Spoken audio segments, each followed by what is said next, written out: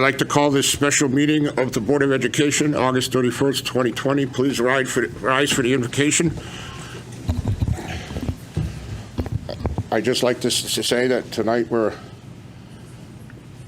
remembering a friend, Miss Joyce Hall, who passed away on August 13th, Friday. And I'd want to continue invocation by Mr. Ryder. Thank you, Walter.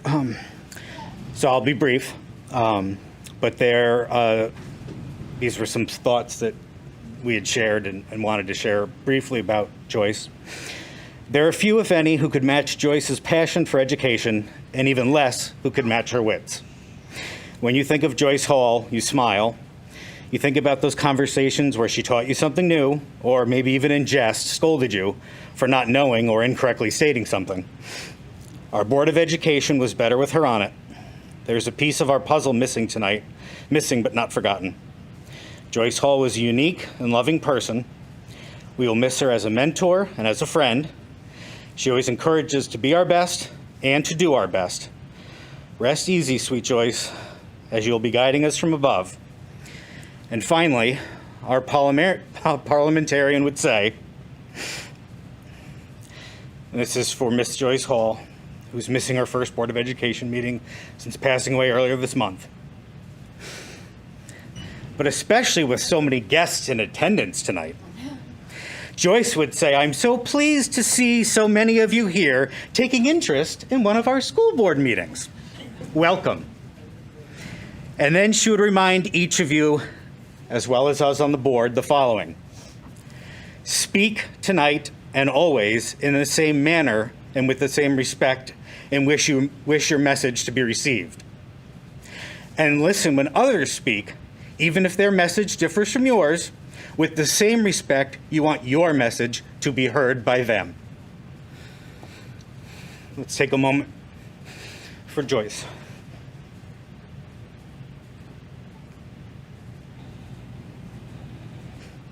Thank you, Joyce. Amen. I pledge allegiance To the flag of the United States of America, and to the republic for which it stands, one nation, under God, indivisible, with liberty and justice for all. God bless America. Thank you, Mr. Ryder. Where are we? Fire evacuation. We have two exits out of the chambers. We have the one to the rear of the chambers, out to the parking lot, or to my left, your right, and left down the rear stairs of the chamber to the rear parking lot. Can we have roll call, please? Mrs. Acree? Here. Mrs. Cushman? Here. Mr. LeBlanc? Here. Mrs. LeBlanc? Here. Mr. Ryder? Here. Mrs. Thurston? Here. Mr. Ungary? Here. Chairman Cruzel? Here. And to Mrs. Hall, who's here in spirit. I'm for sure she's watching us now. Board guests, we have what I have on my agenda, toy, but it's Teacher of the Year for 2021-2022. Mr. Drezik, would you please? Thank you, Mr. Chairman. I take great pleasure tonight in introducing the 2021-2022 Enfield Teacher of the Year, Mr. Adam Bailey.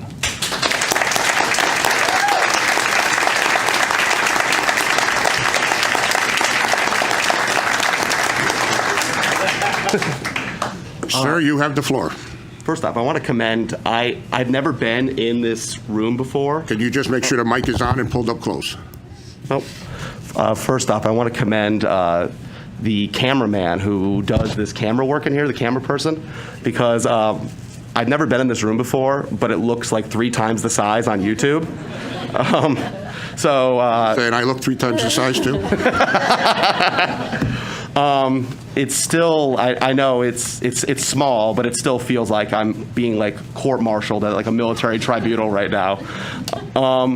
Thank you, board members. Thank you, guests. Thank you, Mr. Drezik. Thank you, Mr. Longy. Thank you, everybody, for having me come here tonight. I did bring this just in case the video didn't work, but it looked like the video was going to work. I made a short video kind of going over, but basically it was my speech, and I kind of made it fun a little bit.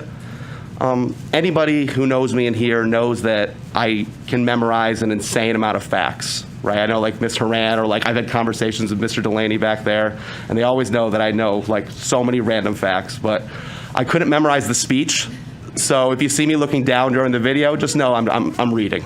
So whenever you're ready, you can start the video. Hello, Enfield teachers and staff. For those of you who don't know me, my name is Adam Bailing, and I am the 2021 to 2022 Enfield Teacher of the Year. Before I begin my less than serious speech, I want to be serious for a moment. I want to thank my family, friends, colleagues, and the Enfield community for all the support you provided me and my family over this past year and over my entire teaching career. I know this year was very tough on all of us, but this year was particularly tough on my family and I. I took my mother's passing really hard. She was not just an incredible teacher here in Enfield, but she was also the best mother I could have ever asked for. To the students, teachers, support staff, administrators, and anybody else who helped me, you guys propped me up when I could have fallen down. From the turnout to my mother's wake, to the meal train that provided 3 meals a week to my family when we found out the chemotherapy wasn't working anymore, to the hugs, the hangouts, and the pep talks. All of these meant a lot to me. I am eternally in debt for all the support that you all have provided to me over this past year. When I started at JFK back in 2013, my mom told me that we are like one big family. Now, although we don't get along all the time, I still think that we are there for each other during our greatest times of need. I'm gonna make this short and sweet because let's face it, we all know that Snapchat, TikTok, Instagram, and all other social media apps have lowered our attention spans to the average middle schooler that I teach. Unless I was a friend with somebody, I know that if I saw a 10+ minute Teacher of the Year speech in my inbox during the time that we barely have any moments to get our classroom set up, I would probably just delete the email. For those of you who know me very well, you know that my favorite musical genre is hip hop, especially back in the 1990s and the early 2000s when rap was good. As the kids would say, that's when rap slapped. To help strengthen my speech, I will be quoting some of my favorite rappers. I will stick to the school appropriate quotes though, as we know that most rap lyrics should not be said within 100 yards of a school zone.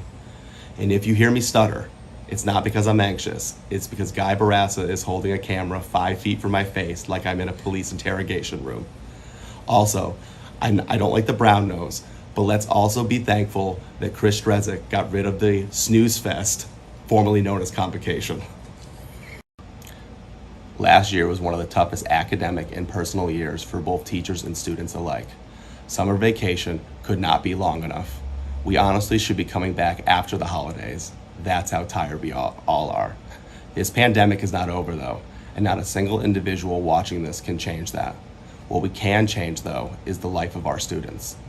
We can show them that knowledge is power and that public education is the great equalizer. The only way we could do this is by staying positive.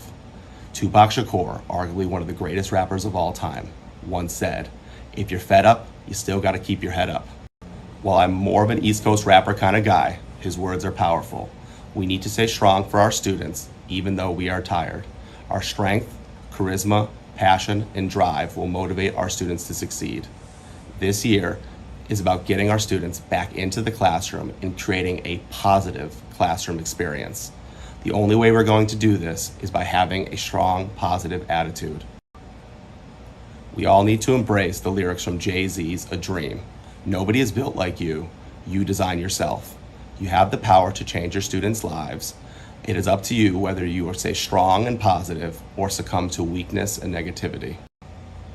The most professionally successful people on the planet did so by not being afraid of taking well-calculated risks. They became incredibly successful by taking huge, yet calculated risks. One of New York's finest rappers, Nas, once said, "If you're scared to take chances, you'll never find the answers."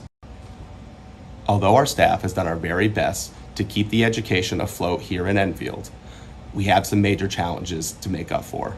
The only way we are going to achieve the academic gains necessary to make up for the learning loss over the last year and a half is by taking huge academic risks. While humans may be the most adaptive species on the planet, teachers are an elite example of this characteristic. Last year was a culture shock for most teachers in the world. We were trained to be teachers, not YouTubers. Some of us adapted better to the change than others, but we all made it work. We took demanding situations and worked to the best of our ability to adapt and conquer. Kendrick Lamar once said, "What if I told you that a flower bloomed in a dark room? Would you trust it?" Again, I want to thank my family, friends, and colleagues for all the support you've given me over the years. I also want to thank Rachel Grigley and Brian Zawodniak for nominating me for this award. And finally, I have one more person to thank. I want to thank myself. On April 18, 2010, when I was just a college sophomore, I went to see one of the most prolific modern poets at Eastern Connecticut State University. This poet was the one, the only Snoop D-O-double-G, Snoop Dogg. Through his lyrics, he made me realize that sometimes we need to have the confidence to say to ourselves that our accomplishments would not be possible without our own personal dedication and hard work. To end my speech, I will quote one of his words that really resonated with me. Last but not least, I want to thank me. I want to thank me for believing in me. I want to thank me for doing all the hard work. I want to thank me for having no days off. I want to thank me for never quitting. I want to thank me for always being a giver and trying to give more than I receive. I want to thank me for doing more right than wrong. And I want to thank me for being me at all times. Take a minute out of each day and thank yourself for being who you are and how much you sacrifice for the betterment of the children of the Enfield community. Thank you for listening, and I hope you all have an amazing 2021 and 2022 school year.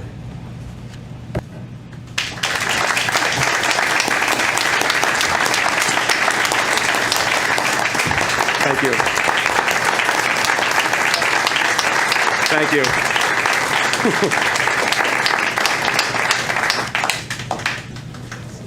So anyone want to comment? Ms. LeBlanc? Mr. Bailing, Yes. congratulations. Thank you. I had the pleasure of having two of my students have your mom as a teacher. Great teacher. And she was a wonderful teacher and a wonderful person, which carried over into her teaching. And I think she left the legacy, and you're the legacy for Enfield Public Schools. Thank you. I know it was hard on your family, and I could resonate with that after having something similar happen to my mom. So I know when somebody takes a big void, it's a big void, and you try to overcome it. And I'm sure every day last year during that school year when you woke up, you know, you're like, I can do this. And I can do it for myself, my students, and I can do it for my mom. So I've heard wonderful things about you. Unfortunately, none of my kids had you, but I'm very proud of you. I loved your presentation. Thank you. Tonight was supposed to be about you, but you talked about the teaching profession and everything you guys had to endure last year, and it wasn't easy. And I can say I appreciate all that everybody did in Enfield Public Schools, because I know there were times that were very hard and you felt like giving up, but every day that you showed up on Zoom, or even if there was only 5 kids, you made a difference in one of those kids' lives all through COVID. So thank you, and again, congratulations. Thank you. Anyone else want to comment? Mr. Ongaya? I know this guy. You what? I said, I know this guy. Well, I've heard good things, and congratulations. Thank you. And you're very, very deserving. I understand that you have a unique ability to teach math, that you're funny and you're passionate, and you have the ability to use real-world examples in teaching kids, and you make it good for them to learn, and that's a real gift. And so thank you for that, sharing your great gift with our community and with our kids and our school system. And I also understand that you were very instrumental, giving of yourself, your personal time, in learning technology and helping staff and students alike come to learn, the Teams programs and the iPads and everything associated with learning through this technology. As you said, I think you said some adapted better than others. Well, some didn't adapt well, and you made sure that they did adapt and you did this on your own time, and so you're to be commended for that. And we're grateful to have you. Thank you. I actually pulled your son away from a cliff a few times when he was freaking out about Microsoft Teams, so. Anyone else? Ms. I Cushman? just wanted to really echo what Tina said about legacy, because your mom sure left a beautiful legacy in the town of Enfield, and you're following in her footsteps, and just the commitment to our students is just heartfelt, and we just thank you and appreciate you very much. Thank you. So on behalf of the Board of Ed and the central office, we have a little social distance here, so thank you. A little gift for you. Thank you. I appreciate it. And one more round of applause for him. Thank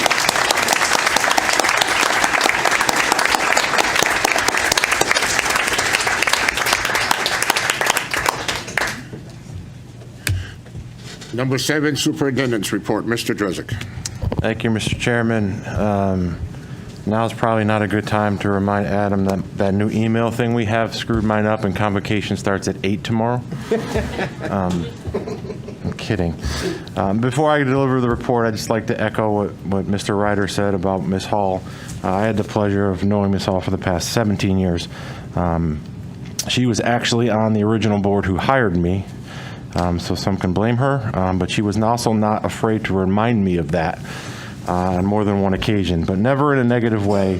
But on the behalf of the district, she's going to be greatly missed, not just as a strong advocate for kids, but an even stronger advocate for teachers. That's who Joyce was at her core. And as Mr. Ryder mentioned, the thing that I think we all miss is Ms. Hall's delivery and the way that she got her message across. So on behalf of the entire district, we want to pass our condolences along to Ms. Hall's family and just let everyone know how much she's going to be greatly missed in the Enfield Public Schools. Something that she probably would appreciate, it's been a long time since we've been in this chamber. So a lot has happened in the almost nearly 6 weeks since we've been here. As a matter of fact, we were here last on July 13th. And the world has changed a lot since then, so much so that on July 13th, the Boston Red Sox had a 1.5-game lead on the Tampa Bay Rays and an 8-game lead on my beloved New York Yankees, who were in 4th place at the time. I'm not quite sure the standings in the American League East at the moment, so I'll leave that under board member comments for Ms. Thurston or Mr. Ryder, or maybe Mr. Longy would like to chime in on where the standings are now, but it has been a long time. Nonetheless, a lot of things have changed in the last 6 weeks. I also realized that I didn't recognize in the years past how many people actually read the welcome back letter that I send home to families, because since I haven't sent it yet, I've gotten a lot of questions of, where's the welcome back letter?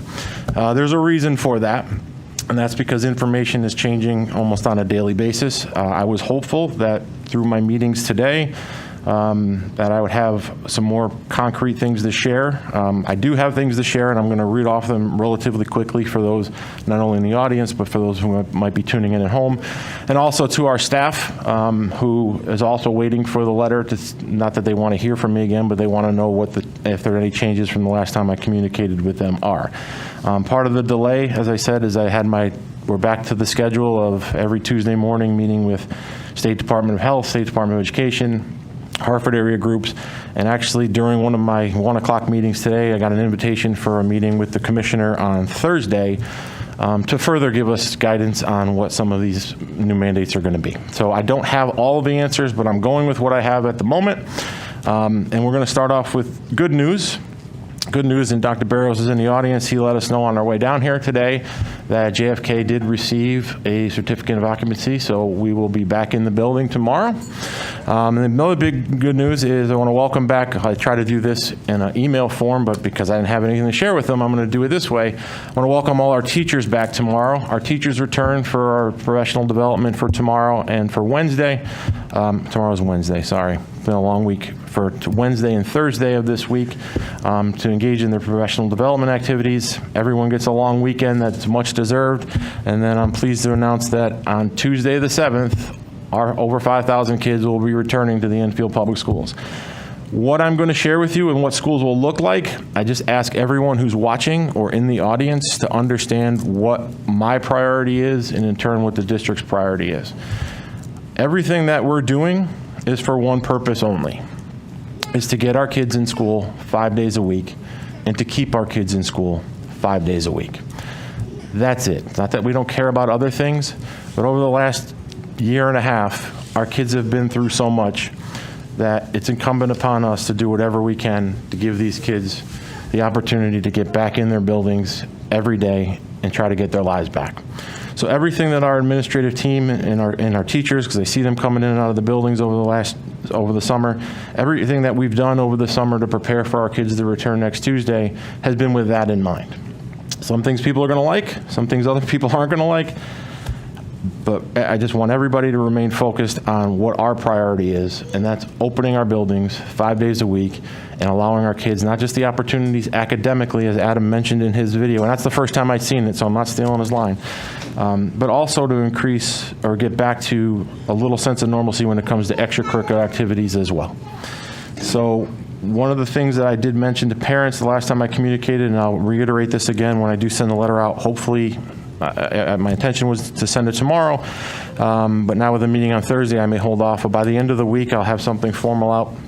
But the things I'm going to share tonight, I don't believe are going to change between now and the end of the week, so I'm comfortable sharing with everyone.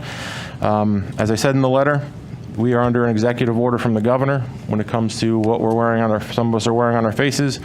All students in pre-K through 12 public and private schools are required to wear masks in schools until September 30th. That's under an executive order that was granted to the governor through emergency authorization power, through the state legislature. There's ways that can stop. None of us in this room have the ability to stop it.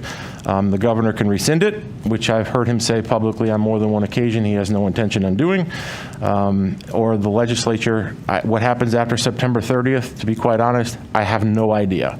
The governor's executive authority expires then. The legislature can grant him the authority to extend that beyond September 30th. That hasn't been done thus far.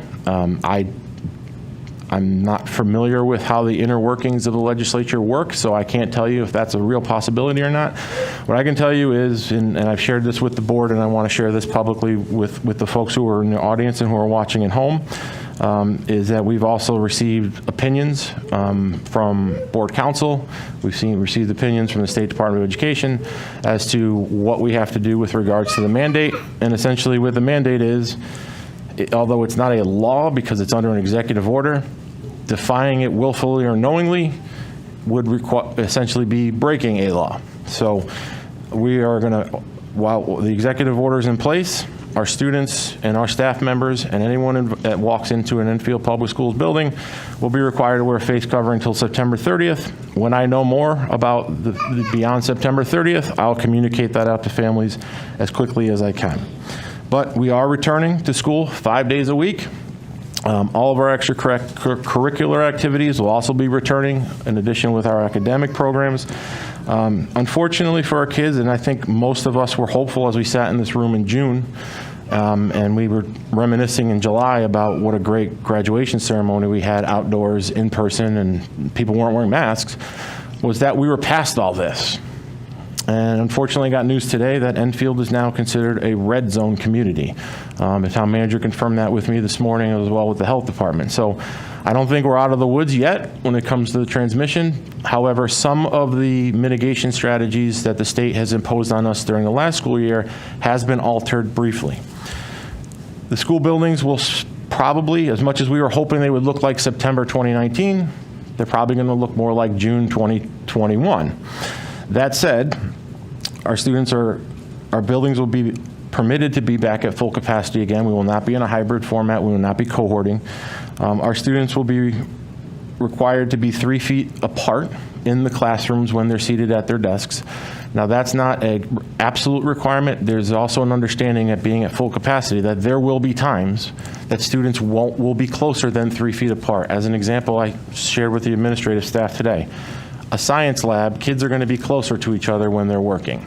But part of the rationale that, and again, this is not mine, this is what I sit on these meetings and listen to the experts on, part of the rationale for the continuing with the mask mandate is that if students are within 3 feet of each other, as long as they're properly wearing their face coverings, there's no need to quarantine those students any longer if there's a positive case. So some of the things that we went through last year, where we had a number of, and you all can remember, a number of times we've had to close schools down for a certain period of time, sending large groups of kids home and quarantining. I can't promise that's not going to happen, and I wouldn't make you a promise I couldn't keep, but the way that we're designed and the new rules that we're asked to follow do everything to prevent that. I think the thing that was the hardest to swallow last year with all the changes was once we got kids in, having to make the call that your school was closed for 10 days. That emotionally and academically set not only our kids back, but our staff members were devastated too. They're finally seeing their kids again, and we got a lot of teachers in the room today that can speak better to this than I can. And then all of a sudden they got to go back to looking at them through a screen. So our goal is to do everything we can to not just open, but keep them open. Some of the quarantining rules have changed. For instance, it's now 3 feet, and as long as kids are masked, they're no longer required to quarantine if they're a direct contact until they exhibit symptoms themselves. For example, if Andy and I are in class together, and assuming we're both unvaccinated, if Andy were to be a positive case and I was sitting 3 feet or farther away from him, and we were both properly wearing masks, last year I would have been sent home for 10 days. This year, I will not be. I will only be asked to monitor for symptoms. Now, if I become symptomatic after my exposure, the rules change again, then you have to go into quarantine. But initially, under the new guidelines, I would be able to come back to school tomorrow. What we're asking folks to do is, if you are a direct contact, although you won't have to quarantine, we're going to ask people to be extra vigilant, not only in school, but also at home when it comes to face coverings, because it is possible you could have it. The other thing we're asking folks, and it's not mandatory, is if the event you are a close contact, even though you're not required to quarantine, that 3 to 5 days past your exposure, it's recommended that you get tested or you get your child tested for some surety to make sure that your child didn't contract it, because they can also be asymptomatic. We're not conducting those tests. Those are directions that our nursing staff will give to the affected students. I've gotten a lot of questions that I know I've put, and I'm going to try to go through some of this stuff relatively quickly.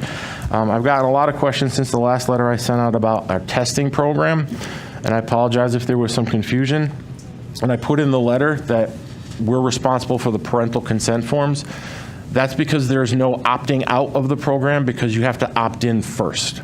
It's not our program. What the state of Connecticut has asked districts to do was to be part of their testing program, predominantly for those children who are not eligible for the vaccination, so that there would be a weekly testing program done completely independent of the Enfield Public Schools. And then we actually notified today that it would be Quest Labs that would be covering our area. What they ask of us is they would supply us a parental consent form. We would send that home to students. If parents are interested in opting their kids into getting tested on a weekly basis, we would collect the forms, pass those along to Quest. Quest will then come to the schools on a weekly basis and conduct testing on those who consent to do it. The information on the testing will be shared with the Department of Public Health, and in turn then would be sent with our COVID team in the event there's a positive case in one of our schools. It is not a mandatory program. It is not something that we're requiring people to do. It was a program that the state asked us to partner with. Predominantly, at the moment, that program is only available for us, for our K-5 schools, because they're focusing on those who are uneligible at the moment for vaccination. They did express that they were hopeful we can expand upon that if we were willing and the resources were made available, but at the present time, that is all the information. We were just told today that Quest would be assigned to our area, and they would contact our nursing supervisor to begin that process if we're interested in partnering with them. It's going to be based upon how many people are interested in doing it. I touched upon the new quarantining guidelines. We're hopeful and I think optimistic that, again, and I kind of compare this, and we had this conversation with our administrators today. You know, I know there's a lot of back and forth when it comes, and I'm not a good scientist. I don't claim to be. I don't claim to be an epidemiologist. But the one thing that we know today that we didn't know a year and a half ago is what works better than other things. And what we're being told by those who are responsible for guiding us on this are the things that seem to work, we can make adjustments. So, like I said, last year, if you were in 6 feet of a positive case, you were out for 10 days. We don't have to do that any longer. If you're vaccinated, student or staff, and you're exposed, you are not required to quarantine. Now, if you exhibit symptoms after your exposure, you would be required to quarantine because in all likelihood, you're infected because you were exposed to a positive case and now you're exhibiting symptoms, and we would ask you to go get tested and stay out until you're tested. Now, it's possible that someone was a direct contact, develops symptoms, goes and gets a test, comes back negative. Maybe they had a cold, maybe they had allergies. I don't know. But that's the process that we've been asked to follow from the State Department of Public Health. We no longer are required or even recommended to shut schools down for deep cleaning. I think one of the things they've learned over the last year and a half is transmission rates are predominantly through droplets from person to person, and there's not as significant of a concern when it comes to materials and touching areas. So, you know, this last year, you know, we kind of didn't use as many library books as we did in the past, or we did things electronically if we could. That has been loosened. It's because there's not as much concern when it comes to transmission via surface. Now, it doesn't mean we're not going to clean things. We still are. But I don't have to shut the schools down to do a deep cleaning every week like we had to do last year, because that was one of the recommendations. As far as visitors to our buildings go, this one kind of pains me because we want to make our schools as welcoming as possible. But while we're in the midst of trying to get through the first month of school, particularly now that these mandates are still in place, we're gonna limit visitors to the people who only need to be there. So if you're there for a PPT or for a parent meeting, obviously you're welcome to come. But anybody who doesn't need to be in a school, so if it's just a parent wants to go and have lunch with their student, we're going to ask, at least for the month of September, that we're not going to allow visitors unless it's absolutely necessary. There's a lot of questions, and I see some staff members in the audience, so I don't want to announce this on television, but there is a mandate for school staff members to be vaccinated by September 27th. There is still some clarification. The same lawyer that gave you the legal opinion on the masks has 20 questions into the governor's office right now about clarification on the vaccine mandate. So this is what I know as of today. There's an executive order in place that mandates that anyone who works in public schools, anyone who's a contractor for a public schools, anyone who's in our buildings that is working, not necessarily volunteering, is required to show proof of vaccination by September 27th. And that proof of vaccination has to be either that you are fully vaccinated, that you have one dose in you and have an appointment for a second, or in the event that you don't have either of those, right now there's 3 options for people. One is you can choose to just not be vaccinated. If you choose to not be vaccinated, you have to submit to a weekly testing program, which would be, as an employee, would be at your own expense. And you have to garnish proof to the district. And where this gets tricky is, it's going back to the executive order piece. If someone chooses to not be vaccinated and also chooses to not adhere to the testing program, they're violating the executive order. But in turn, we as a district are responsible, because the way the executive order is written currently, we're responsible for managing and policing that. So if we have an employee who decides I'm not doing any of it, that will continue further discussions with that employee, because right as it stands at the moment, there doesn't appear to be an option to not do any of it. Again, I have another meeting this week to get some, we've also been told this executive order may be rewritten. I don't know that definitively, but that's the way the executive order is written at the moment. There is, in the current executive order, exceptions for a medical exemption and a religious exemption. I don't know if that will survive the next draft. I have no way of knowing that. However, if you are granted as an employee an exception for medical or religious reasons, you also have to adhere to the testing program. That is not optional. It's the same way as if you just decide that you don't want to go through the vaccination process. And it's weekly testing. And also for those who may be watching at home who work for us and say, well, I'm going to do the testing thing. I'm going to go to Walgreens and grab the kit on the corner for 20 bucks and buy it. Unfortunately, we cannot accept those. We can only accept lab-based tests, which are the ones you get from a place like a Quest Diagnostics or things along those lines, or any of the testing centers that you see all around town and all around other towns. Okay, I know this is boring stuff, but this is all the stuff I'm waiting to get out to the rest of the people in the letter that I want to send out. With regards to students that may be required to quarantine, one of the things I have to, and I've gotten a lot of questions from parents that say, well, I know you're going back to school 5 days a week, but I want to keep my kid home and go remote this year. Unfortunately, that is not an option, and that was done by the state legislature. The only exceptions for remote learning are for students with medical documentation and requirements, and that goes through our pupil services department as well as a district's medical advisor in order to approve that. And that's no different than pre-COVID. If people needed to do at-home tutoring, that's still available for those kids, but there's a process for them to be required to go through in order to be granted that. And there are some enhancements to our regular programming that we're permitted to do remotely.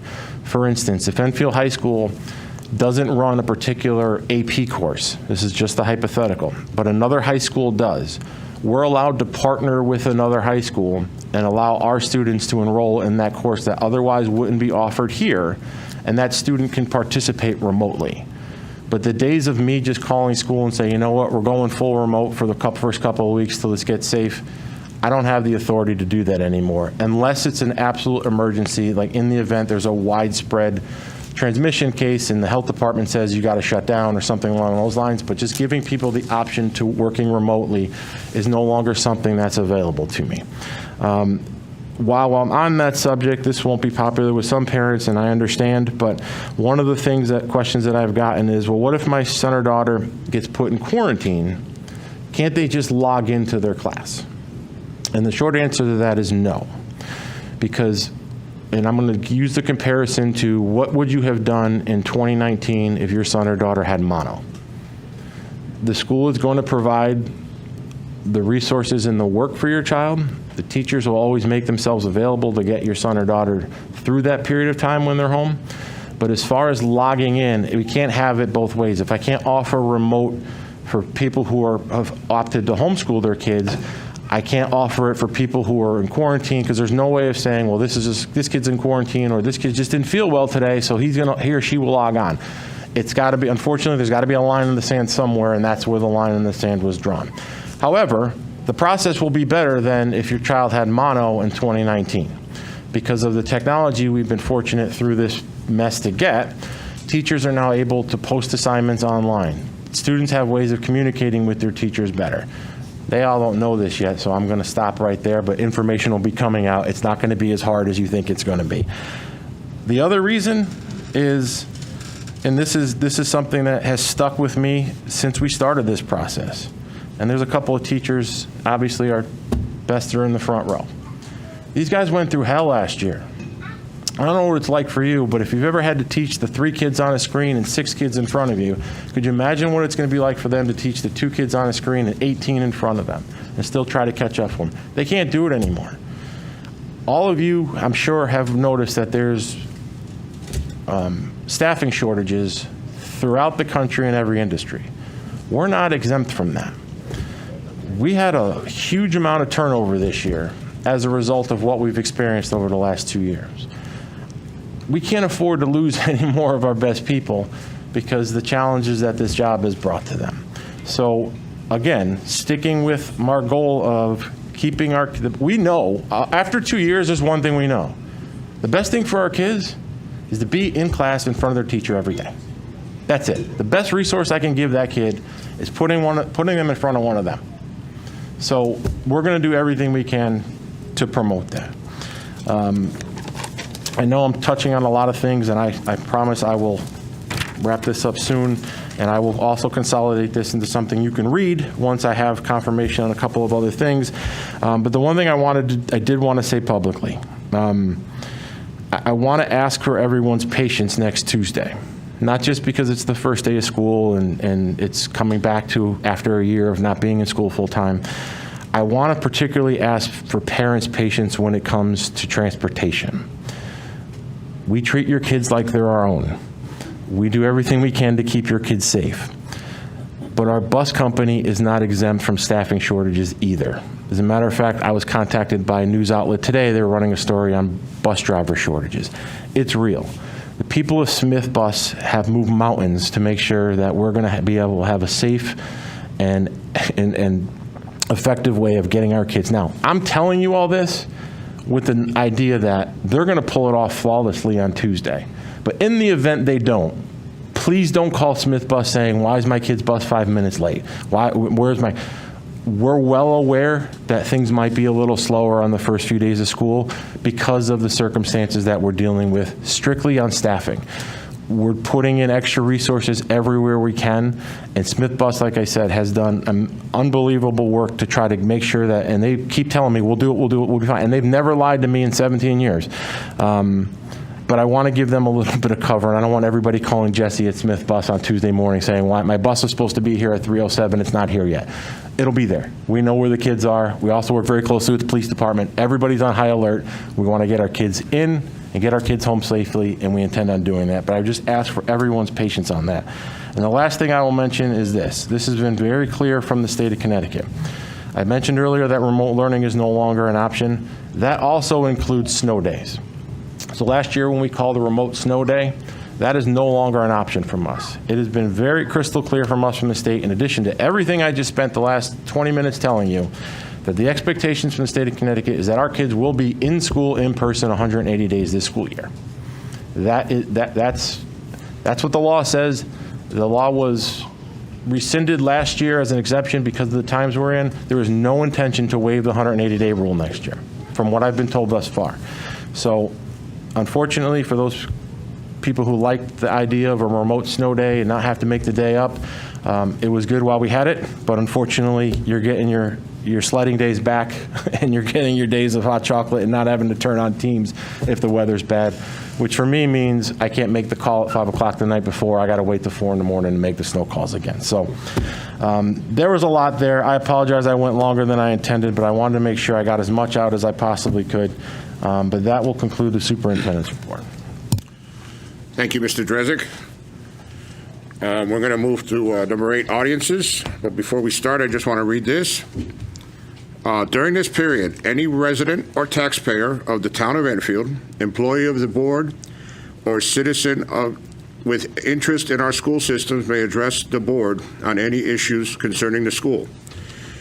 When addressing the board, the member of the audience will state their name and address, refrain from making personal attacks or on individuals.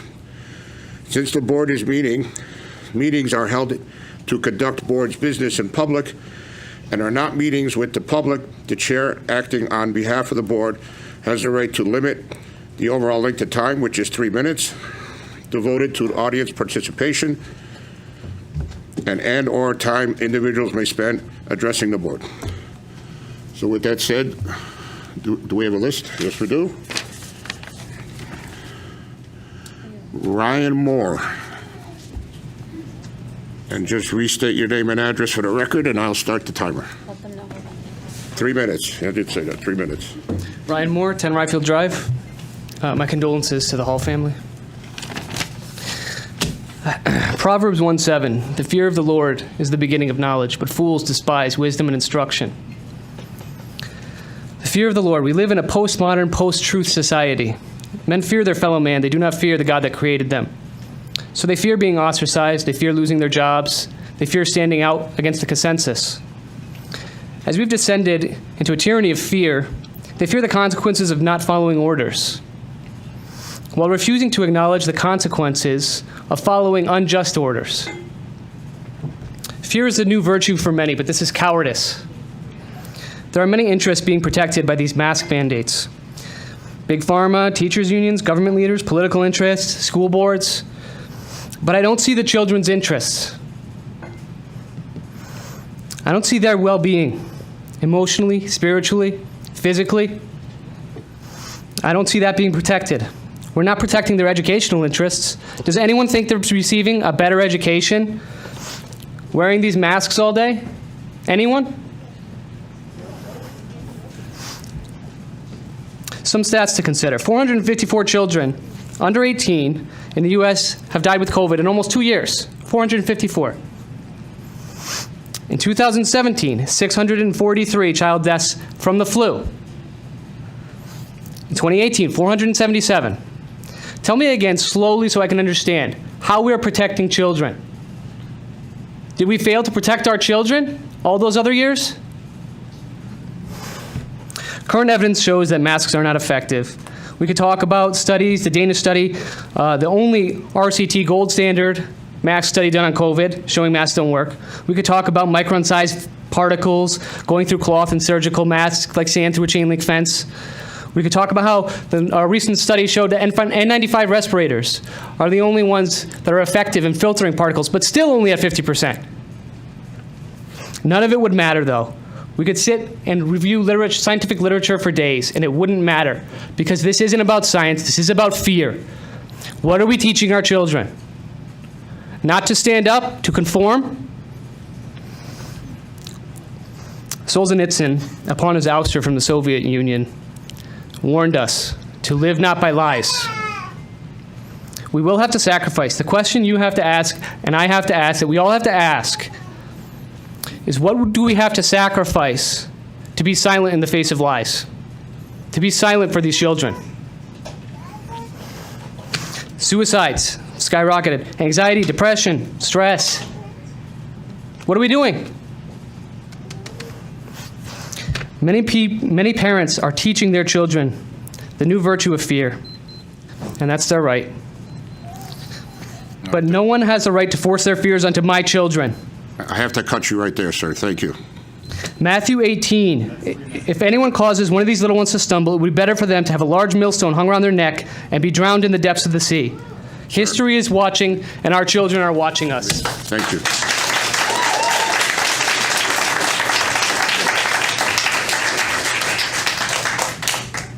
Gisela Moore, am I saying it right? I'm sorry. Gisela, I'm sorry. I apologize. I'm terrible with names. Okay. So name and address for the record, please. I'm Giselle Moore from 10 Rifle Drive. Go ahead. I'm not here to force others not to wear masks. We should all be able to look at the data and make our own health decisions for our own family. There are countervailing viewpoints on the effectiveness of masks. The CDC and the WHO are at diametric opposition on masking kids 2 to 4. Which is right? It is generally more ethical to research interventions than to deploy them on millions without knowing whether or how they help.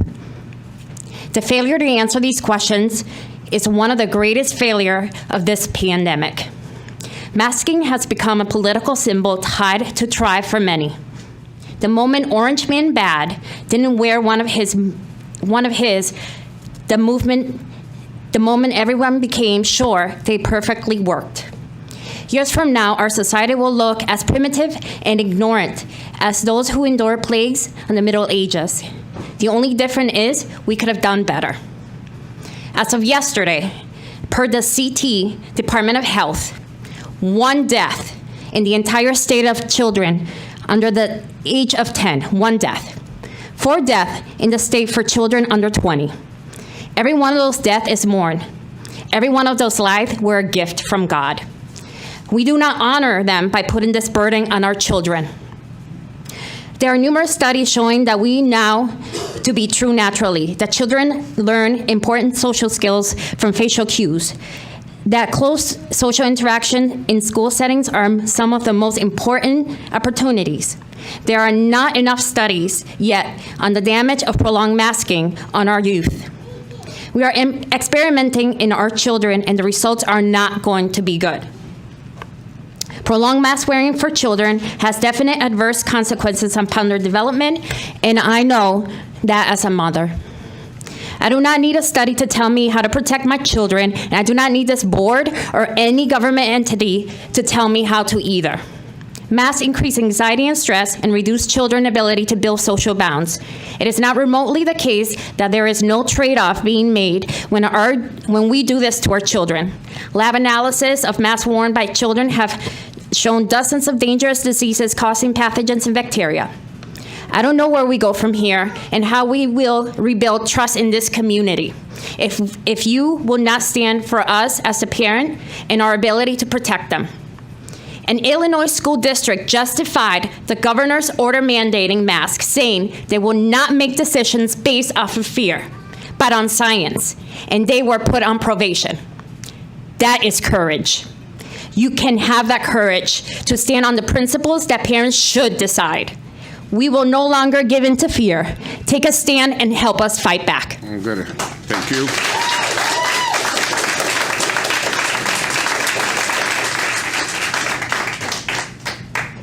Josh Marquez. Hope I said that right. Again, name and address for the record, and I'll start the timer. Joshua Marquez, 8 Hoover Lane. I'm here to say I'm extremely disappointed in the school board's compliance with the mask mandates.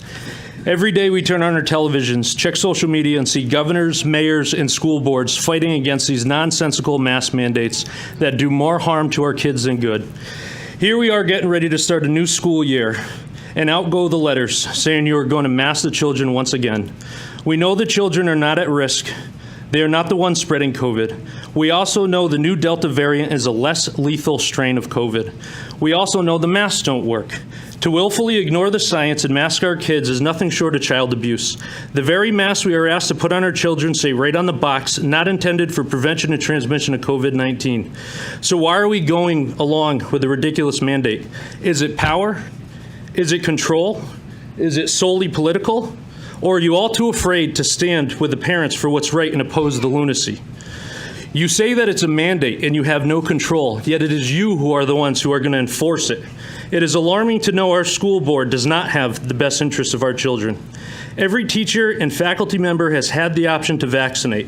At this point, masking should be up to the parents. It is not the school board's job to dictate what medical devices our children wear to school.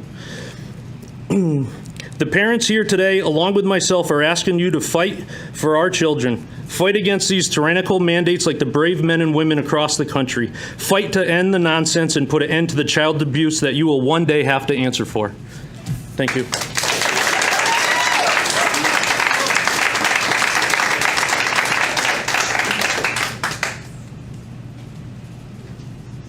Maureen Snook.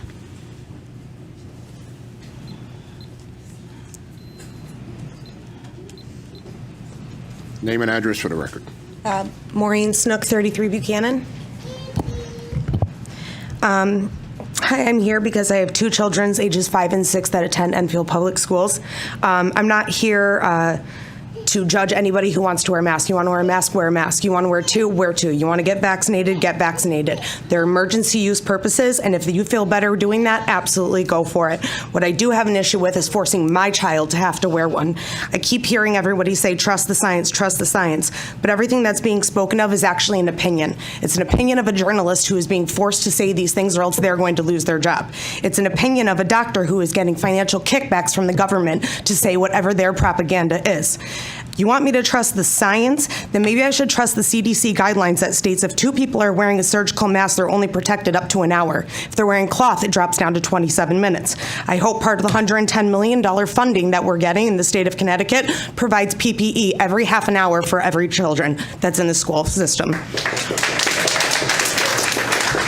If I'm also going to trust the science, I'm going to trust the CDC findings that came out on August 25th that states there's no statistically significant difference in schools that require masks compared to schools where masks are optional. Or again, I'm trusting the science, I'm going to trust the evidence of over 20 bacterial pathogens that were found on 6 different children's masks from a study that was done in Florida. If you're unaware of these pathogens, let me inform you. Pneumonia, tuberculosis, meningitis, sepsis, amoeba that is transmitted by being inhaled into the lungs, bloodstream infections, UTIs, food poisoning, Lyme disease, Legionnaires disease, as well as the staph infection serotype M3, which causes severe infection that has a high morbidity rate. I could keep going on, but I'm also not a doctor, and you guys have probably already done your research. Lastly, if I'm also going to trust the science, I'm going to be trusting the CDC findings that children are not and have never been spreaders of the virus or sustained long-term respiratory or lung issues, or that only 1 in 20 million healthy children with no underlying issues has actually passed from COVID. All others had comorbidities. If I were to trust the science, I'm trusting that masks do not work, as is stated on the box, that they do not prevent from viral infection, as well as the fact that the COVID microbe is 40,000 times smaller than a human hair. So if I'm trusting science, masks don't work, and my children, you're giving them a front row seat to getting bacterial pneumonia, meningitis, tuberculosis, staph infection, strep throat, etc.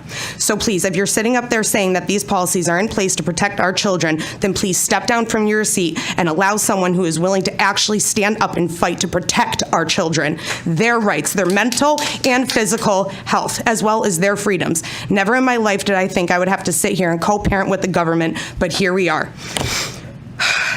Sorry, one moment, please. I'm sorry. And again, I don't care if anybody wants to wear a mask. That's your time. Okay. Thank you. You're welcome.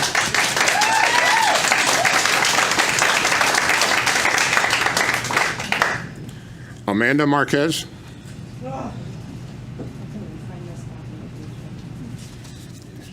Name and address for the record, please. Amanda Marquez, 8 Hoover Lane. On March 12th of 2020, we were asked to keep our children home for 14 days to flatten the curve and allow the health community to better understand the new virus they were dealing with. A year and a half later, we have come to understand that children are not the spreaders of this virus. They're not severely affected by COVID, and with a total death count of 4 children in Connecticut and the CDC reporting a 0.01% risk of death under the age of 19, they aren't in grave danger of dying from the virus either. And yet we are being told we must mask our children for another school year under the governor's orders. What data is our school board looking at when they're blindly enforcing these mandates? There have not been any long-term safety trials or clinical studies of daily mask wearing in children showing that prolonged masking causes no harm to students mentally, emotionally, or physically. We do, however, have sufficient data to understand that masking children against COVID-19 is unnecessary and ineffective. One study sent 6 face masks worn by children an average of 5.5 hours a day for analysis. There are at least 11 dangerous pathogens found, including, but not limited to, pneumonia, tuberculosis, diphtheria, E. coli, Legionnaires disease, and multiple meningitis strains.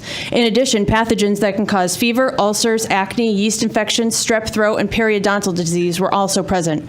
We need to fully understand what we are forcing our children to inhale on a daily basis. Masks provide a warm, moist environment perfect for bacteria to grow. The FDA website clearly states that masks become ineffective as soon as they become saturated with moisture from breath. It also explicitly states that under emergency use authorization, surgical or cloth masks cannot state or imply that the masks are intended for use as infection prevention or reduction. A countrywide study based in Germany that looked into the mental effects of masking reported data from over 26,000 students. 68% of parents reported negative impacts directly related to daily mask wearing. These children were reported to have worn a mask an average of 270 minutes per day. Parents reported children had increased irritability, headaches, difficulty concentrating, depression, and reluctance to even go to school because of mask wearing. Last year, my first grader wore her mask approximately 450 minutes per school day, almost double the amount of time as the children reported in this study. To sit back and say that kids are resilient and unaffected by wearing a mask is irresponsible on your part. It simply isn't true. We don't know the long-term effects that any of this will have on them. The Board of Education is elected to determine the educational policy, not our medical interventions. Are you willing to take personal responsibility for all the children you force these mandates upon? As we quickly move towards a totalitarian state, and this mandate surely does just that, I want to remind you of the first sentence in your Board of Education mission statement. It says, "We believe public education is an essential component of a free and democratic society. You're right, this is still a free country, and free men do not need permission from their government. Their government needs permission from them. We, the people, hold the power, not the elected officials who serve us. We must stand for our children, for our right to choose, and for the right to self-govern. And for masks, there's a simple solution that doesn't mean tossing out our individual civil rights, and it simply goes like this. Those who choose to wear a mask can do so, and those who don't are not mandated against their free will.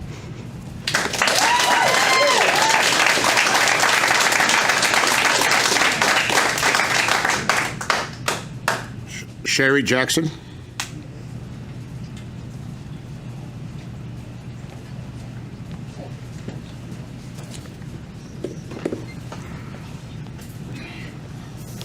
Sherry Jackson, retired teacher, 119 Cottage Road. Dr. Fauci has publicly stated that he is in support of vaccine mandates for schools when the vaccine is cleared for school-age children. The news is raising concerns about how parents are behaving at board meetings across the country. One thing that is very clear to me is that parents are very frightened, and they are very worried. There is a quote that states, "A worried mother does better research than the FBI." A deep desire to protect our children is why we are here today. I hope that you will do all that is in your power to be sure that we will protect our children from any vaccine mandates for the following reasons. The vaccines do not stop transmission or infection. They simply reduce your symptoms. Big Pharma is held harmless and are shielded from liability. Note, public schools and any other entity or person who mandates vaccines may not be protected from liability for any resulting harm. There are testing gaps in the FDA approval. The vaccine has not been tested to rule out any impact on male sterility and possible carcinogens, to name a few things. The adverse reactions and deaths from these vaccines are highly underreported, and the actual deaths from COVID are highly overreported. Deaths due to comorbid conditions and suspected COVID deaths were reported as COVID deaths. This vaccine was the fastest vaccine to receive approval, and with the mounting death toll and vaccine injuries, the most dangerous. One death from COVID and one death from a COVID vaccine is far too many. There are many conflicts of interest regarding our government and the COVID vaccine. One example of this is that 4 scientists from the NIH have provisional patents applications involving this vaccine. The benefits to natural immunity are being ignored and underrepresented in the news media outlets. Segregation and coercion will not change where most people stand to their rights to choose what is right for their children. Many people are leaving their jobs and pulling their children out of schools and colleges, devastating the American workforce and leaving our country ill-equipped to avoid these vaccines. Giving away our rights here is opening up a Pandora's box. What medical mandates will be next? These vaccines are not free of toxins and detrimental ingredients and can have a serious effect on human beings. Some negative ingredients can be hidden and are hidden in this vaccine, citing that they are proprietary. What if the vaccines are mandated in school and we are wrong about them? Who will pay the price for this mistake, and who will be accountable? You can't get unvaccinated, and you cannot bring back a lost loved one. Is this a risk that you're willing to take? In the 1950s, thalidomide caused 800,000 children to be born with missing limbs and 200,000 children to die. It took 5 years to make the connection between these tragedies and this medication. We just don't know what the long-term effects of this vaccine are. I hope that you will work towards solutions to protect our children without taking away our freedom to choose what medical treatments are safe for our own children. I'm going to have to stop you there, please. Thank you.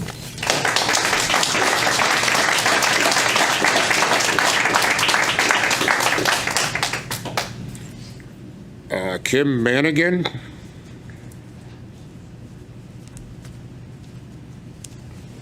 And again, name and address for the record. Kim Hannigan, 15 Cloud Street. I am not a Democrat nor a Republican. This issue should not be political, but sadly has become that way. Not for me. This has everything to do with my daughter's ability and right to attend school. Let's talk about the masks. 85% of surgical masks are made in China. These masks are made with no regulation and fail to meet the same safety standards as PPE for the medical community. They only meet general safety laws. Right on the box it says, does not protect against coronavirus. The virus is sometimes smaller in nanometers than the pores in the mask. Masks have never been tested for toxicity or long-term effects on health. Again, they are not regulated. Surgical masks are worn for specific purposes by clinicians for a short period of time and then discarded. They are not designed to be crumpled up in a pocket or purse where the friction and damp environment can cause material breakdown and bacterial colonization over time. The fibers can break down into the mask and be shed as hazardous dust. With that being said, there's a proper donning and doffing of a mask, which is not being done, especially by the smaller children. We are essentially wearing a chemical cocktail on our faces. The main ingredient, polypropylene, which is derived from petroleum, has been found in some studies to affect androgen hormones and cause a stress response in the cells of the human body. Some masks contain PFCs to provide the protective coatings. Also, some masks are found to contain formaldehyde and aniline, a known carcinogen. Covering our children's faces, especially the younger ones, impedes learning based on facial cues and takes a mental toll on children of any age, but we don't talk about that. They are not meant to have their faces covered by something covered in spit, sweat, germs, and/or bacteria all day long. How can this be healthy for anyone? We have immune systems that are suppressed, by constant sterilization and avoidance. How do you expect these kids to develop a healthy immune system if we don't expose them to anything? The flu is more dangerous for children, and thousands of lives have been lost to it. Did everyone panic and wear a mask because of the flu? No. Why is that? Do any of you live in my house and see my 15-year-old daughter cry because she cannot wear the mask for more than a couple minutes without being bombarded by numerous medical issues? Are any of you seeing the sheer hell my daughter experiences due to a disability of Tourette's syndrome? Do you watch her struggle to breathe because of severe allergies, asthma, and syncope, which, if you don't know, is passing out due to rapid blood pressure level changes? No, you don't. How about watching the debilitating anxiety attacks from which people with Tourette's suffer greatly from to begin with? She has not attended school in a year and a half due to this pandemic. She has suffered greatly emotionally and has terrible depression from the isolation it has caused. It is a known fact that mask wearing for individual Tourette's exacerbates their tics. With that being said, I now have a week to figure out how my daughter is going to get the education she needs and deserves. I was told by Pupil Services to get a medical note for exemption. I did so. Now I'm being told by the head nurse that she may not be able to attend school and that the school board will make the decision if her medical note from her doctor is sufficient. Do any of you hold medical degrees? I'm guessing not. I'm going to have to stop you there, please. Thank you.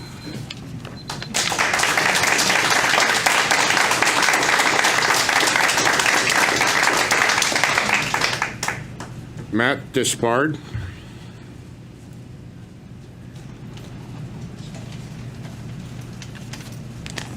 Good evening. Name and address for the record. Matt Despard, 3 Gordon Lane. So I'm here as a citizen who is a mental health counselor, and in both roles, I'm concerned about the mental health of our kids.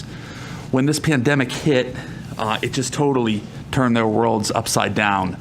And in the mental health field, we saw these drastic increases in depression, anxiety, suicidality, just to name a few. And most of these increases are related to this lack of social contact, right? Kids being in front of a screen, not with their peers in school. So I think the best thing we can do for our kids is to have them back in school. We have them back in school. We need to keep them back in school. And I think we are all united on that. I think that's something we can probably all agree on. But since we're in a global pandemic, we have to ask, how do we get them back safely? And if we listen to medical experts, we listen to public health experts, they've been unequivocal: wear a mask.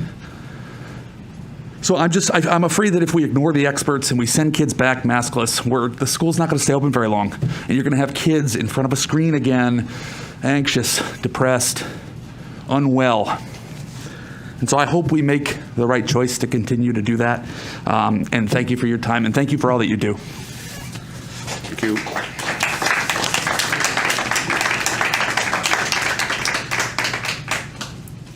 Nick Hopkins. Name and address for the record. Nick Hopkins, 2 Varner Lane. Good evening, everybody. Firstly, I want to give my condolences for everyone who knew Joyce and her passing. I offer the following remarks in the respectful spirit that I think she lived her life in and touched all yours and many others. This pandemic has been rough on kids. It's been rough on parents. It's been rough on teachers and town government. It's been rough on everybody. But no matter how true that is, fear and misinformation cannot be steering the ship here. I think we are all here because we care about our school kids, but we can't make policy based solely on responding to an angry mob. We have to look at the facts and listen to the science. Masks reduce the spread of the virus and can save lives. That should be enough. But there are many other reasons, just like the fact that if the virus spreads too much within a school, that school will have to shut down. Instead, we should be listening to our educators, many of whom are asking you to support them while they put their health at risk to do the important work of educating our children. We should be listening to parents whose children have health issues that put them at higher risk and serious complications from COVID.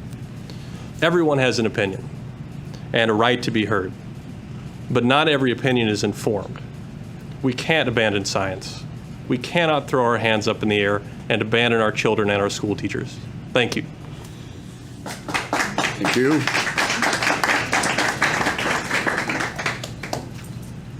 Barbara Gillis? Gilly, I'm sorry. That's okay. I get that wrong every time. I know, you did that last month, too. Name and address for the record, please. My name is Barbara Gilly. I'm at 17 Buchanan Road, and I'm not here about masking, although I agree I would not want my children, if I had any, to be masked all day. What I came to talk about is something that bothers me is the increasing number of political earmarks and mandates that's coming down from the federal and state governments. And I especially feel that some of our control is being taken away from the local parents and school boards on where money should go.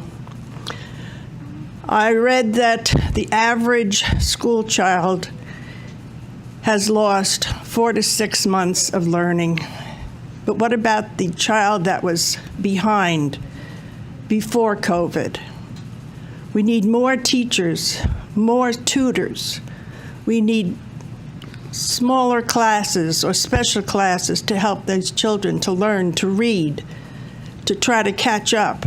If they don't catch up now, they'll be forever falling further and further behind. And if money is coming just for specific political reasons, not for the children themselves, we're in trouble. And they're in trouble because as they fall further and further behind, soon they'll drop out. They won't get a chance to get a high school diploma, which is a gateway to many, many good jobs in this country. I mean, we need so many people. We need long-distance truck drivers. We need people in the medical field. And those jobs require a high school diploma. And if we don't give these children that have fallen behind already extra help right now, they're in trouble and the whole country is in trouble. Thank you.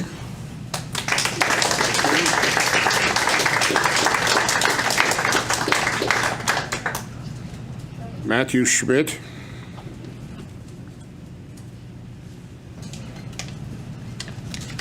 Name and address for the record.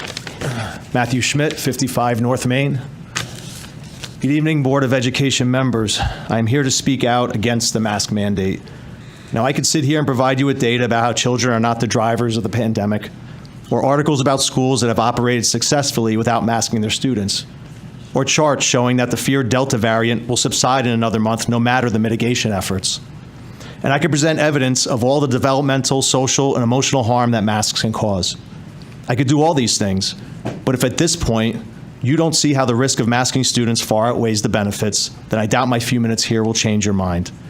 So instead, I'm going to talk about courage. In a matter of days, we'll be memorializing 20 years since 9/11.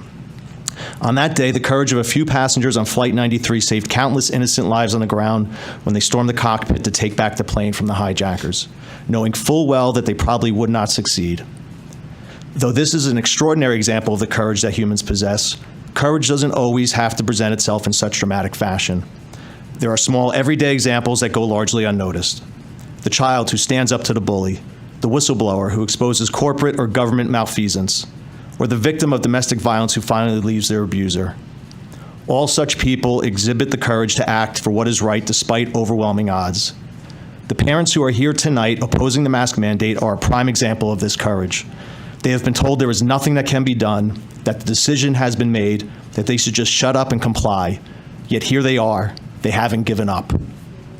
On the flip side of courage is cowardice, like the bystander who looks the other way when someone is being harmed, or the journalist who doesn't run the story because it might hurt their career, or the bus driver who famously says, "Sorry, lady, the law says you have to sit in the back." It's easy to spot cowardice because it always relies on an excuse. Excuses like, "It's the governor's orders," "We're just following the guidelines," or "Our funding will be put at risk." I'm hoping we will not hear cowardly declarations like these from this board because these parents' determination should not be met with such timidity. Instead, their resolve should be reinforced with courage from this board. The answer should never be, "Sorry, there is nothing we can do."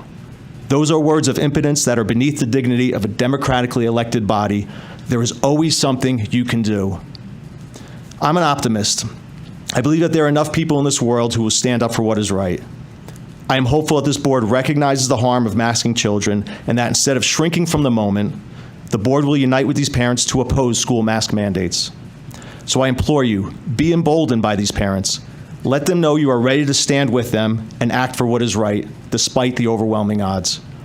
And remember, courage demands action, even if it's just a simple act. Enfield's children and their parents are in a position today where they require your courage. Do not disappoint them. Thank you.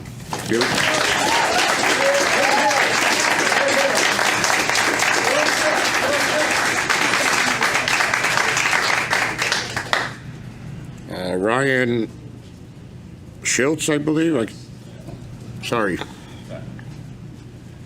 Again, name and address for the record. Ryan Schutz, 106 When you Church sit down, Street. when you sit there, just say it again for the mic. Ryan Schutz, 106 Church Street. Thank you. It's my job as a parent to protect my child. That is all I'm trying to do. I'm not asking you to unmask all kids. If their parents feel the mask keep them and their children safe, then by all means go for it. This is America, the land of the free. We are supposed to have innumerable rights. To be American is to be free to be yourself, regardless of race, religion, ethnicity, gender, or background. Franklin Roosevelt laid out the meaning to what makes America free in his For Freedom speech. He said everyone has a right to freedom of speech and expression, freedom to worship God in their own way, freedom to want, and freedom from fear, emphasis on fear, by which he meant living without threat of war or terrorism. This is an outright war on our freedoms and rights. By continuing to allow this dictatorship control on all of us, is further giving up our rights. We, the people, need to stop allowing this division and unify and take our freedoms back. We are foolish to sit back and wait for the CDC governments to do the right thing. They are bought and paid for by our enemies, people who look at us as just a number in their bank account. Time to come together for the future of America, for our children and their children. Do the right thing. Let's make America free again, and that starts with my child being able to breathe the God-given air and not forced into submission like a prisoner. Thank you.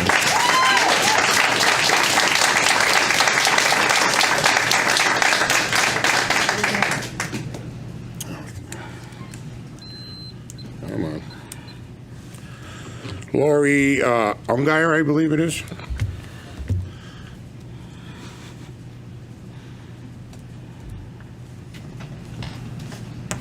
Name and address for the record. Good evening, Lori Ungeier, 271 Abbey Road. I wanted to offer my condolences regarding Joyce Hall. She was a great colleague and loved Enfield, and I offer my sincere condolences to her family and to this entire board. I'm actually here to also congratulate Adam Bailing on his award for Teacher of the Year, so I'm really happy. I was so happy to hear that because Adam is really a shining star in Enfield. Not only does he think about his students, but his colleagues, the staff. He's just a great individual. I've known him for years, and his mom was actually a dear friend of mine. So I just want to say congratulations to Adam.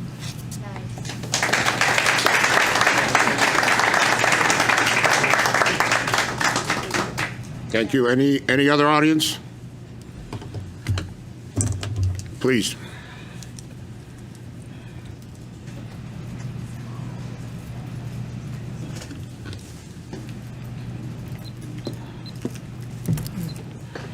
Good evening. My name's Elizabeth Davis, and I reside at 201 North Maple Street. First, beautiful, Scott, what you said about Joyce. Joyce is the icon of Board of Ed. We always say Joyce is what Mr. Egger was with the town council. Her life was about the children. Her life was dedicated to our teachers. And her legacy's here, and let's see how we hold true to the values she left all of us, because she definitely is one of a kind. And Mr. Baylor, congratulations to you for Teacher of the Year. I was fortunate enough, he was my daughter's teacher, so we were very fortunate to have him as our teacher. So I know everybody's here about unmasking our children. My whole thing, I'm for, if we need to mask our children, mask our children. And Mr. Dreslick, thank you for all that you're doing. I know you're taking heat from every angle there is. All the superintendents are. Appreciate you so much for still standing, and you're still here, and you haven't took off on us. I thank you, because I know you'll always do what's right for all the children, for all the teachers, the staff, everybody. You have shown us the last 14 months that you put them before your own career. You honestly did, and I've seen it, and a lot of parents did, and I want to thank you for that. A lot of people want to keep saying everything about our freedom and our soldiers that gave. Well, I'll tell you, serving 24 plus years and having pretty much every area of my body is destroyed, battling cancer left and right of every different organ, from defending this great nation, I know what it is to have sacrificed for freedom. And the quote of John Kennedy, not ask what your country could do for you, but ask what you could do for your country. If you're a true patriot, that's what you carry. That's what I was raised by my dad at a very young age. Our country's asking us to do something, get vaccinated, wear a mask. Why is it that hard to do that? The country's asking you to do something. A true patriot would stand up and do what's right for the nation. Have a nice evening. Thank you, and thank you for your service. Anyone else?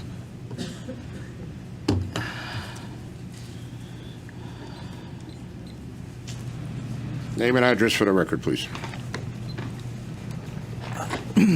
Stephen Arel, 48 Weymouth School Road. Did you spell the last name? Arel, A-R-E-L. I want to thank you guys all for being here. You guys are here, this is my first time ever being here because obviously I'm concerned about my children in the school system. All three of my kids went through the school system and had the same Head Start teacher. Amazing school system program. They do a great job, and I'm concerned because we made it through all summer. My kids were able to hang out with their friends. I'm sure they were exchanging bodily fluid. I'm sure they were doing all sorts of things nasty little kids do, you know what I mean? Playing on parks, touching things, putting things in their mouth they weren't supposed to.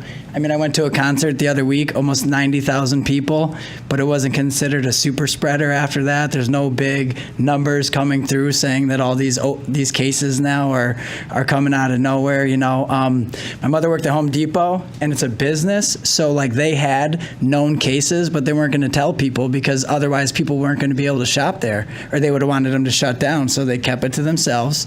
Business continued on, and everyone seemed to be fine, right? Everyone was still going to Home Depot and Walmart. That was totally fine, you know? You couldn't go to school, church, or the gym, but you could go to Walmart, Home Depot, Burger King, and McDonald's, you know? So instead of this country getting healthy, you know, we're instilling fear, and we're teaching our children the wrong way to live, you know? It's under God, and we all have our own beliefs, and it is a free country, and everybody that served and everyone that gave the ultimate sacrifice for this, but it should be, I'm a commercial roofer, so when I go on the roof, it's suggested to wear a harness, because if I fall, that's it, you know what I mean? So like the teachers, if that's a new PPE for them, that they wear masks, that's part of their, you know, the doctors, they have to wear their whole getup.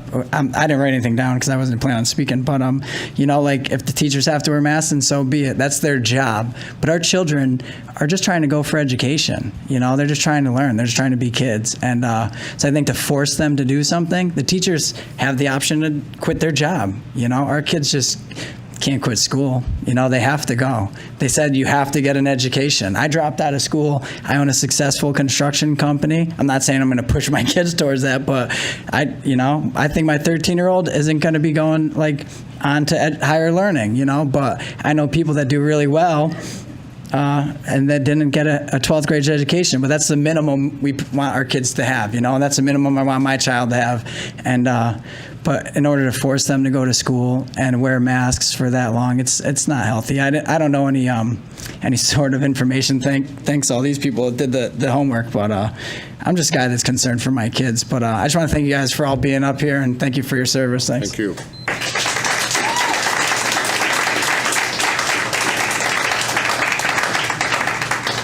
Anyone else?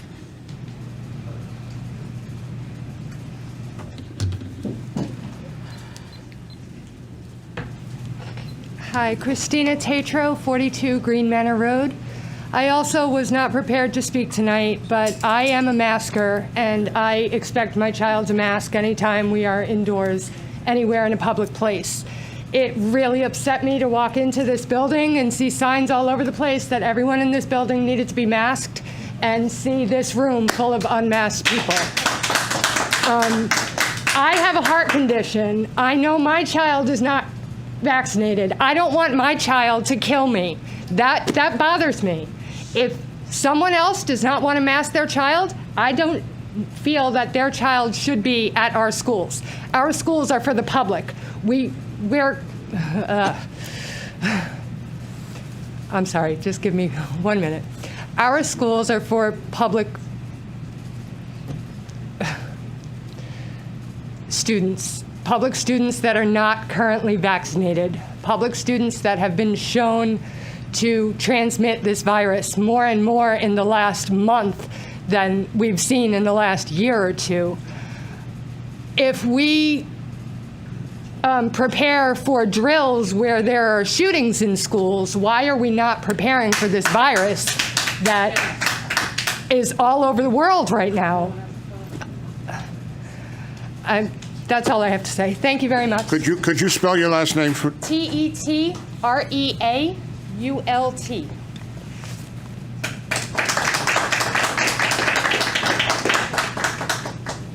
Thank you. Yes, please.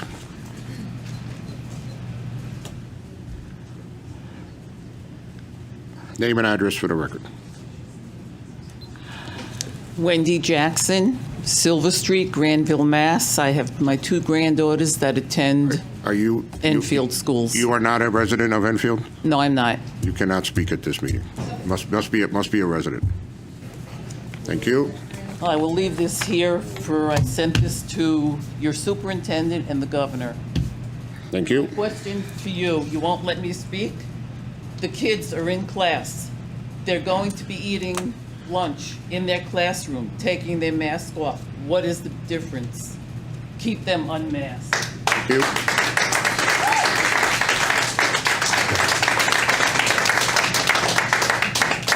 Anyone else? What?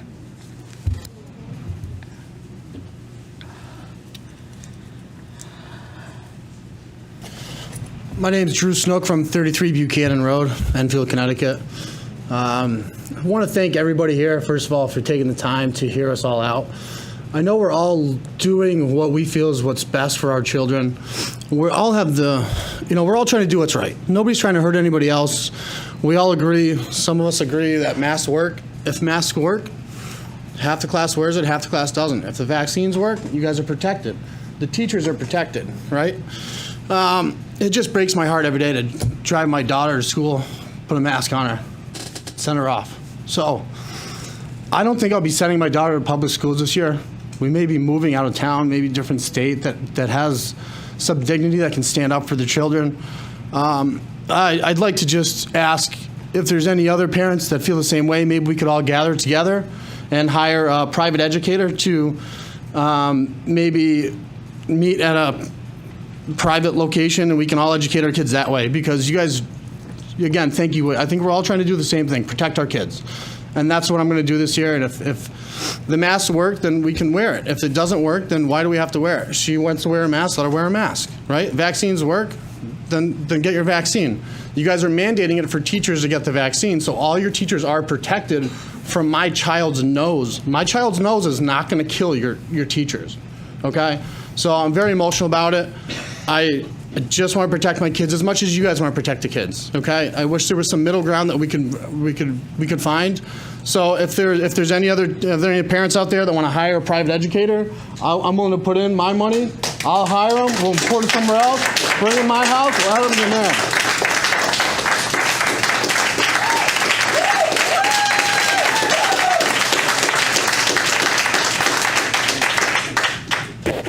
Go ahead.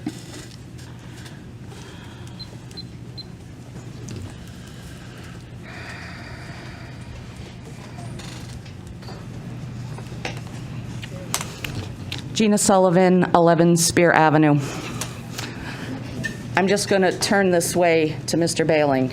Part of my comment, I just want to let you know I have to face this way. What really helped me when my dad passed away was hearing stories that people would tell me. When my son was 7th grade at JFK, he had your mom. Your mom was the first teacher of his in middle school that I had a conference with. My son was, how old are you in 7th grade? 12? 12? He was sort of going through the I'm a funny guy stage at that point. And your mother let me know it in no uncertain terms, and I just stood right by her and I said, I'll take care of it. And I never forgot your mom for that and the start to his middle school career. So thank you for that. You're welcome. And Chris, why are we still here going into this year like this? Didn't it end last year? You're continually doing the right thing. And stay strong. That's all you can do. Thanks, everybody. Thank you.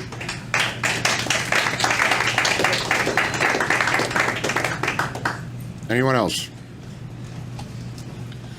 I declare public communications closed.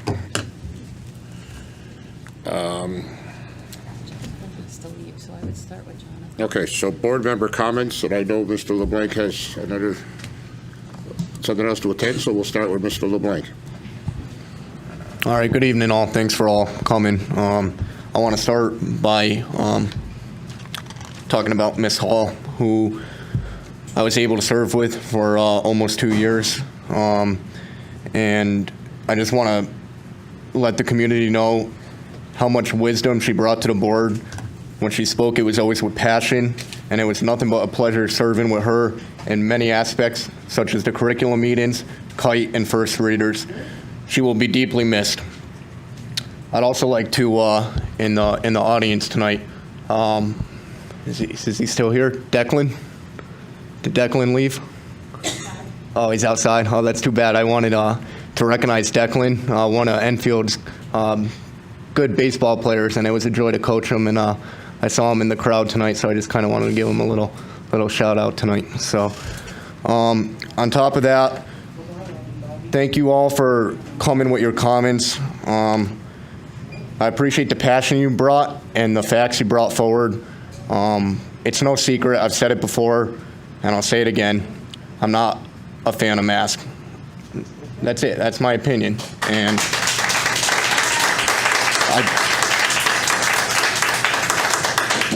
we've gone through society over the last year and a half, 2 years, with measures in place that we now find out are ineffective. Point being, plexiglass. I'm sure you've seen it on the news now. Now they're saying that's had zero effect, and if not, was actually more dangerous than no plexiglass. And stories like that, they're in the media coverage for a blimp, and then they're gone. But I guess that's maybe because the mask debate is so hot right now. But the unfortunate part is, and I agree, there is harm, I'll say it again, there is harm to masking kids. But the hard part is, and this is where those who just gave me a round of applause are going to probably boo me right now. We're a local board of education. This conversation needs to happen at the state level. We all remember when Governor Lamont and the state came out a few weeks ago and said, well, I might leave it up to my districts, right? We may leave it up to each individual town, right? We all remember that, okay? If he did that, then you have a right to come here and say, you guys, you're in control of the mask. Here's where we stand. Do something as a local board of education, right? But about a week later, he took that away. The state now mandated, through the executive order that was mentioned, mask. What's that do for us as a local board of education? You hear this term a lot, but it handcuffs us, and it's true, and that's the reality. And as much as I hate it, we don't have an option. We're all volunteers up here right now. None of us are paid. What happens if we held a vote tonight, and the 9 of us voted to unmask kids? All it takes is one person in the district to bring that to court, and all 9 of us up here are held personally liable for that. It sucks, right? And as much passion as you bring, I'd like to see one hand that's going to go up to raise, to volunteer to pay the however many millions of dollars in court fees that I would get if I voted to ban masks in school. I can only, maybe so, but I'm 24 years old and I can't take that on. And one guy, I can't take on the state. I'm sorry. I know, Matt, I know you're not going to like my answer, but it's the truth. And I hope my explanation kind of gives you clarification into that. As a local, and you know my opinion, I just said it, right? I'm not for a mask, but I'm handcuffed right now. I can't do anything. You have to take this to the state level, and you have to take it to the governor, okay? We have state legislator, we have state representatives, we have state senators, okay? What have they done? You're taking your frustrations out on a local board of education. Then fight with us, then write them, speak to them, go with us. And I just explained why we can't. And that's where I'm trying to, The governor, are you writing it? We're not allowed. Please, no We back can't and discuss. forth. It's got It's to. not, yes, please, thank you. It's not a discussion. I am as furious as you guys are. I don't want the message to get mixed. But we're handcuffed. And it's unfortunate. So I hope, if anything, I hope the governor was watching this meeting tonight on YouTube and he hears you guys. Well, and you may laugh, right? Maybe he's not, right? But you got to be this strong and this courageous up above us, because it's not us, all right? And I know you don't like that, but it's not us. Anyways, that's enough on the mask debate.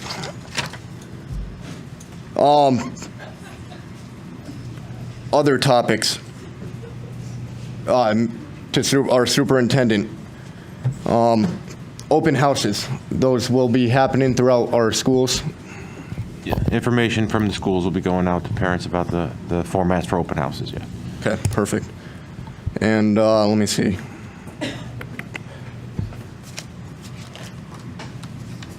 yeah, I think that's it. Thanks for trying to reason with me.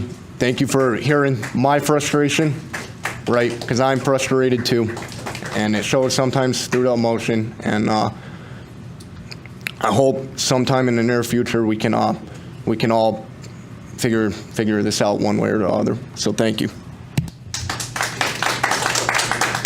Thank you. Mrs. LeBlanc. Okay. I don't know where to start. So I'm going to start with, I just want to say a few things about Joyce. As was said, Joyce's wit was unmatched. I would have a conversation with her on Tuesday night about something going on with the board, and I wouldn't realize till Thursday that I was scolded when I was rethinking that conversation. But she always taught me to be myself, unapologetically. And my very first term on the board, 10 years ago, was the first time I was able to sit with Joyce at the table. And at that time, armed guards was a huge discussion with the board. And she really helped me understand my role as a board member. What people, I don't know if people remember this, and Scott brought this up when we were sharing stories about Joyce, is she wanted to go to Mars. She couldn't wait that civilians were able to go to Mars. And she loved science. And I don't know how many people knew that about her, but she was simply amazing and full of surprises. One of the things I did tonight is, I'm a coffee addict, and so is she. And so when we got elected the last time, I said, Joyce, I'll bring you a coffee to every meeting we had. And she said, okay. And I said, decaf? And she said, well, you would assume that I don't sleep at night. Well, out of good faith, I couldn't bring her caffeinated at a 7 o'clock meeting because sometimes we get out late. So I always brought her half decaf. So this is for Joyce tonight. It's a half decaf, no cream, no sugar, just like she liked it. Joyce is going to be missed. Her wisdom, especially during this time, her guidance, her love for early education, her love for the schools. She was just a great person. So I felt like I wanted to say that about her tonight. And a little anecdote too, or there's something funny about Joyce. The way she spoke is the way she texted. So whenever I got a text from Joyce, I'd always read it in her words. And anytime we thought about Joyce, she just put a smile on our faces. I also want to take a minute. Here in the Enfield Public Schools, we've had a really rough summer with deaths. Students, former students, staff members, kids, and I just want to take a minute and express my condolences and sympathies to anyone who was connected and affected by those deaths this year. There were too many, and they were too young. So, again, I'm very sorry. My deepest condolences and sympathies. Before I talk about the anti-mask, I would like to just ask Superintendent Drezek just a couple of quick questions about the update. When the students become asymptomatic, you had said that they would need to get a test, a COVID test. Symptomatic. Symptomatic, I'm sorry. You said they would need a COVID test, and it would be the 3 to however many days since It's their last recommended exposure. 3 to 5 days after contact, yes. Am I correct in saying that it can't be a rapid test, that it has to be, or would it be able to be a rapid test? Correct, it'd still be a PCR test. It would have to be a PCR test, okay. I think you answered my other question regarding if a student is a close contact, if they could go remote, but you answered that question for me there. I understand about the social distancing. And then I looked at the Enfield High schedule because there was a couple of questions today, and I don't believe we're having a homeroom at Enfield High, is that correct? I missed that part, I'm sorry. I don't believe we're having a homeroom at Enfield High this year, like the students will just go to their first block? They go straight to class. Yeah, okay, so no homeroom this year, okay. Yeah. Okay. So I guess from everyone that came to speak of anti-masking. You know, you can probably tell that I'm sitting up here tonight with a mask, so we have a difference of opinion on how we feel about it. And I do believe it's a very personal decision, and it's based on experiences that we've had with our kids and, you know, adults in our family. Even though I have differences with residents in Enfield, I do appreciate you coming because I can tell that you're very upset about the decision. One of the things I want to clarify that was said tonight is it will never be a board decision on a student matter. It would stay in central office with pupil services and the medical advisor. We would never know that much information about your student. That is not our role here. It would be violating HIPAA. So it wouldn't be our decision if a student could wear a mask or could go remote. That's not what we would do. So I want to clarify that. I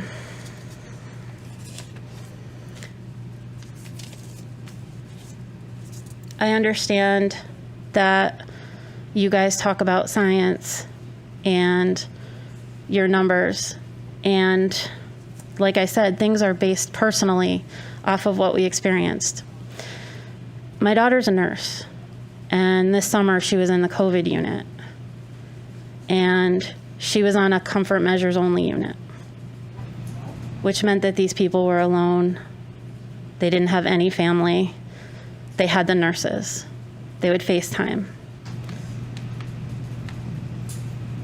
My husband was on the fence about getting the vaccination, and my daughter begged him because she's seen the effects that COVID has. Now, although it might not be the kids that are transmitting COVID, it can be other adults that are taking you away from your kids.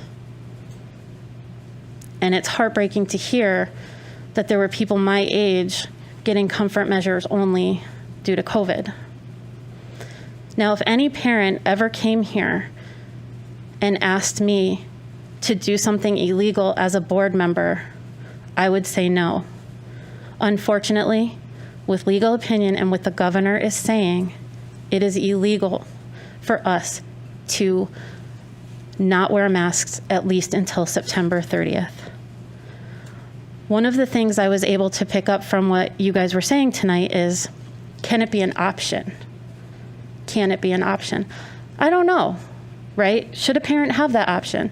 Let's explore that, right? I'm willing to explore what you guys are saying because there are things I don't think of. So I don't want you guys to come here tonight and think that I didn't hear what you were saying, because I definitely heard what you were saying. But with that being said, I cannot do something that is illegal. And I wouldn't do it for anybody else. One of the things that sticks in my head is we've gotten some emails from parents also on the opposite end of the spectrum begging us to make sure the kids wear masks so that their kids can attend because their kids have immunodeficiencies.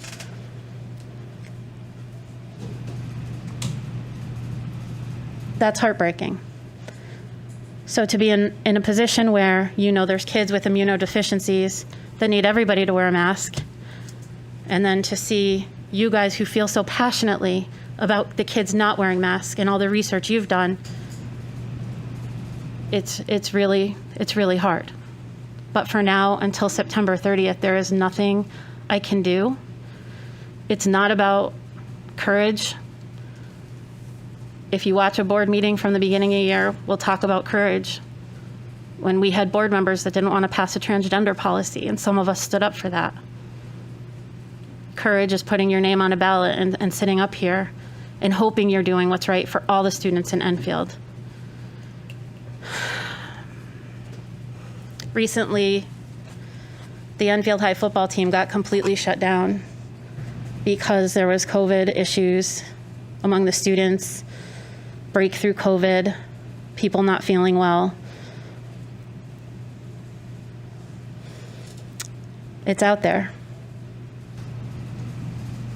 It's out there. So although my opinion or my thoughts is not going to be the most popular among any of you tonight. I do appreciate you coming out and sharing your thoughts and suggestions with me. But at this time, if we're going to come to a compromise, let's see what happens in September. I don't know where this is going to go.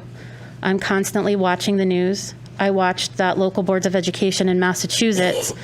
I think East Longmeadow and Agawam may have decided not to wear masks, and the Massachusetts State Department of Education came and even overrid the governor and said, you all have to wear masks. So there's a lot of unknowns. I'd like to think mine isn't a political stance, more based on my personal experiences. So with that being said, next week is the start of school. I hope that the first week of school goes well. I hope it goes safely. I hope we have little transportation issues, because I see that there is a bus driver shortage. And I just hope that everybody has a safe and healthy rest of their summer. Thank you. Thank you. Ms. Thurston. I received a text, and if anybody out there still needs a backpack, you can call ERFC at 860-253-9935, and they can hook you up with a backpack. Thank you, Connie, for that. I just want to welcome the students and the staff back. I have two little cousins that are headed to JFK. So I bless the JFK teachers that will have them as their students. You will need it. And I love my cousins dearly, but I know them and I bless you. And Joyce, I'm not gonna lie, I met Joyce the first time when I ran in 2009, and she scared the daylights out of me. I was terrified of Joyce. It was myself, Judy, Vinny, and Joyce, and the four of us, and I just basically sat in the corner like a scared little girl, terrified to speak.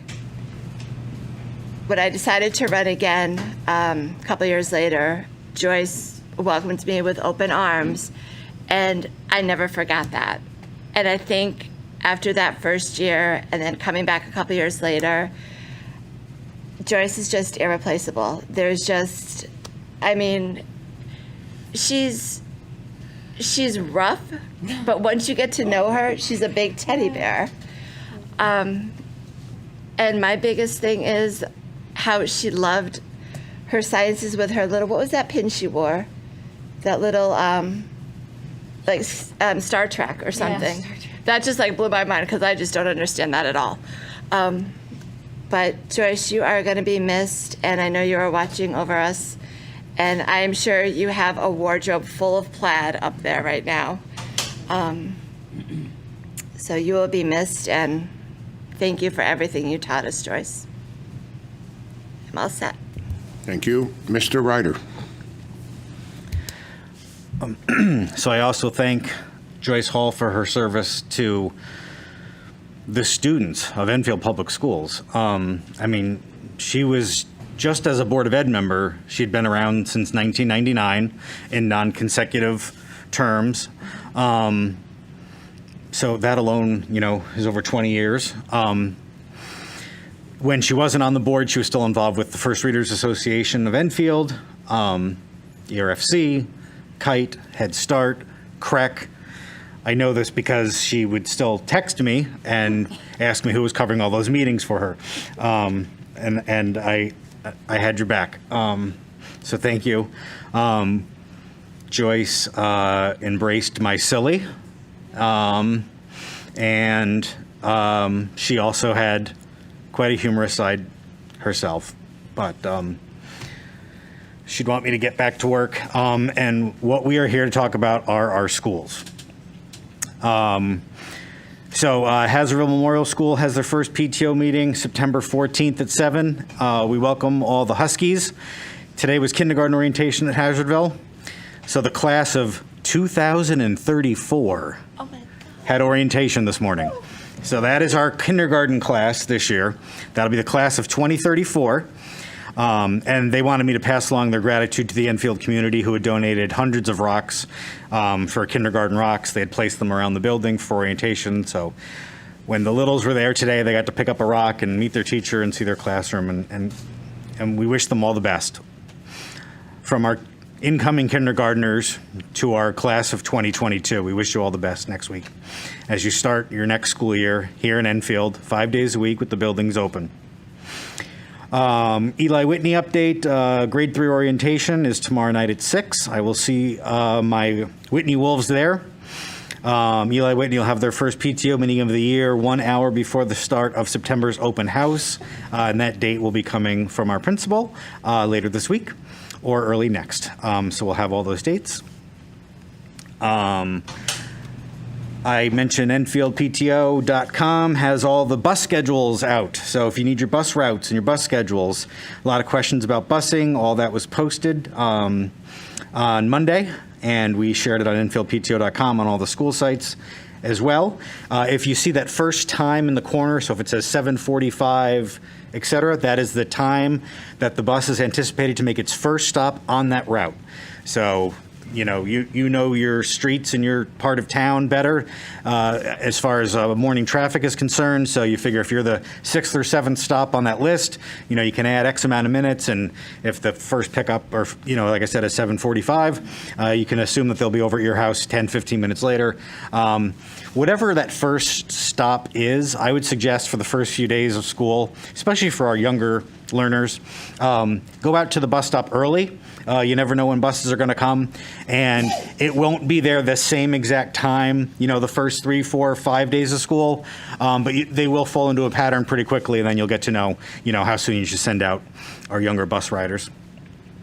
I also want to congratulate Brianna Beckstrand, who I know Joyce would also want to congratulate as our new kite coordinator, acting kite coordinator, as I also want to pass on my gratitude for her time and dedicated service to kite to Chris Gomo, who will be staying on board to bring Brianna up to speed.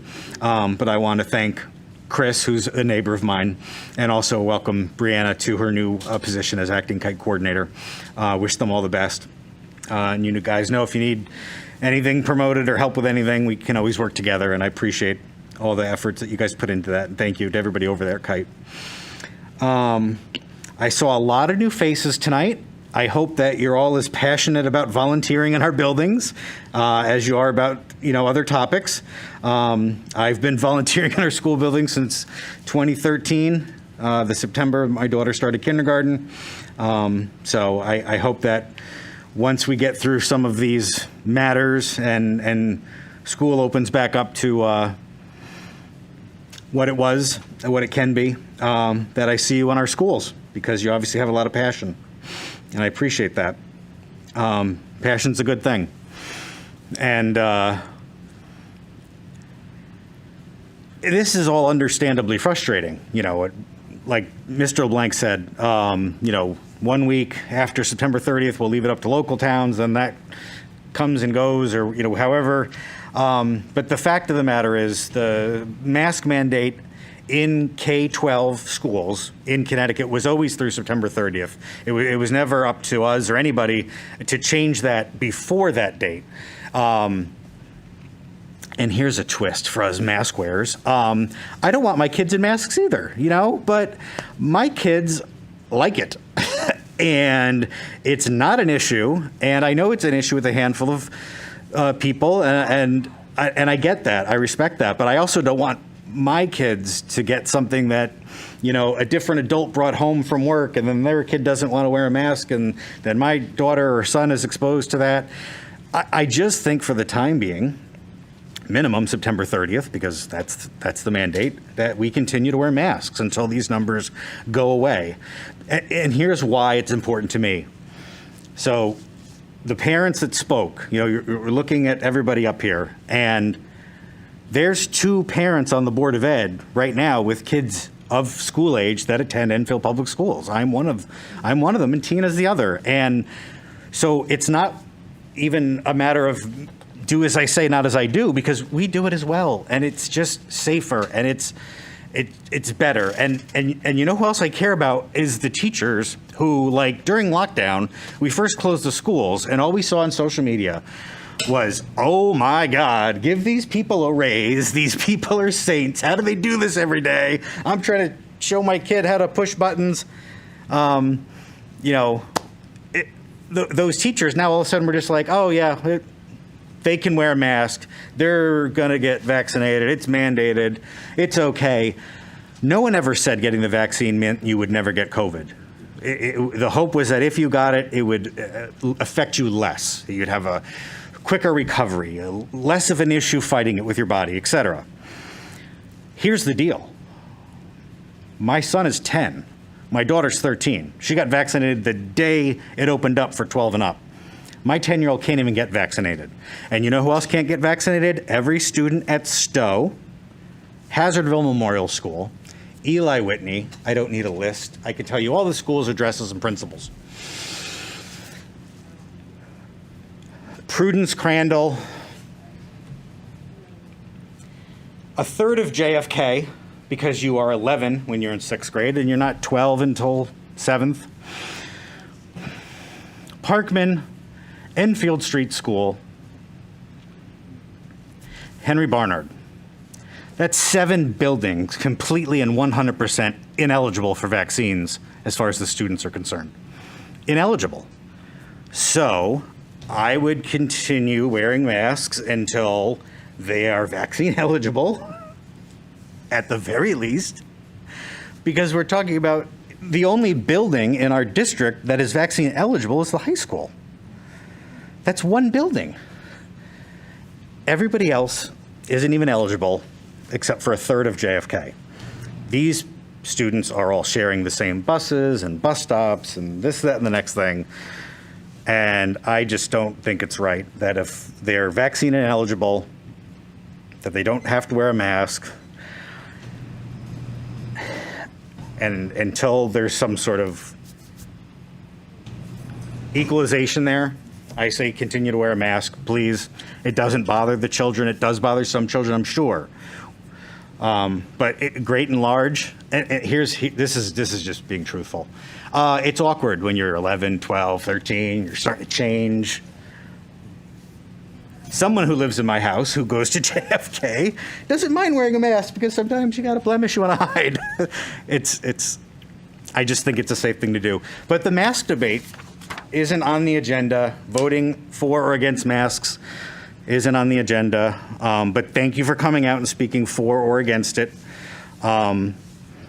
It's my recommendation that everybody get vaccinated if you're eligible and everybody wear a mask until these numbers go down. They were up again today. So everybody's got numbers. I'm not quoting any more numbers. But everybody's got numbers, and I have 2 kids in the school, so I got skin in the game. And we're wearing masks, and I'm proud of that. So thank you for that. Wash your hands, wear a mask when you can't be socially distant. Get vaccinated. Thank you. Thank you. Ms. Cushman.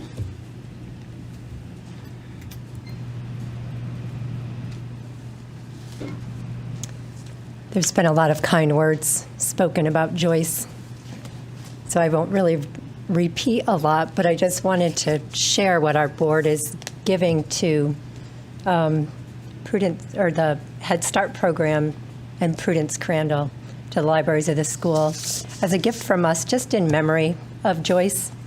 As Tina mentioned, her passion for space travel, and then for the Head Start children, Will You Be My Friend? Because Joyce was certainly a friend to our community, to our families, and to our students, and just an educator and a very valuable member of our board.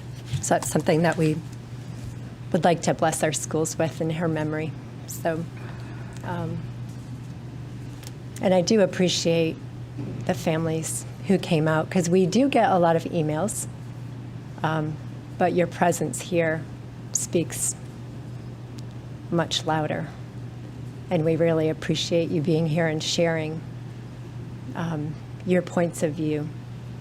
And personally, I know that, we want to be standing with you, and we're doing our part to educate ourselves. So a lot of the statistics that were brought were not new, but there's things that I've been exploring as well, in terms of learning more about our Constitution. What are our rights? There's been a lot of really great things being released that are worth looking into, absolutely. So thank you for coming out. And I forgot earlier, but I want to welcome our newest member, Ms. Acree, to our board. Welcome. Thank If you you. have any comments you'd like to say, please do. Oh, I just wanted to introduce myself. Good evening, everyone. I'm Jean Acree, and I've been appointed on the board this past July. I am a retired teacher of 40 years, and I'm looking forward to working with the board and making important decisions about your children in the Enfield Public Schools. So thank you for welcoming me.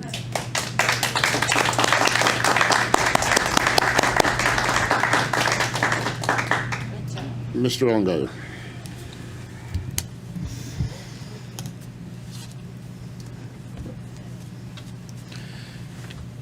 So, excuse me. So first, I'd like to thank everyone who came out and spoke today. I want to thank you for doing your homework, and I think, you can look up here at the board and look at this board and realize that, wearing a mask is, for us anyway, an individual decision.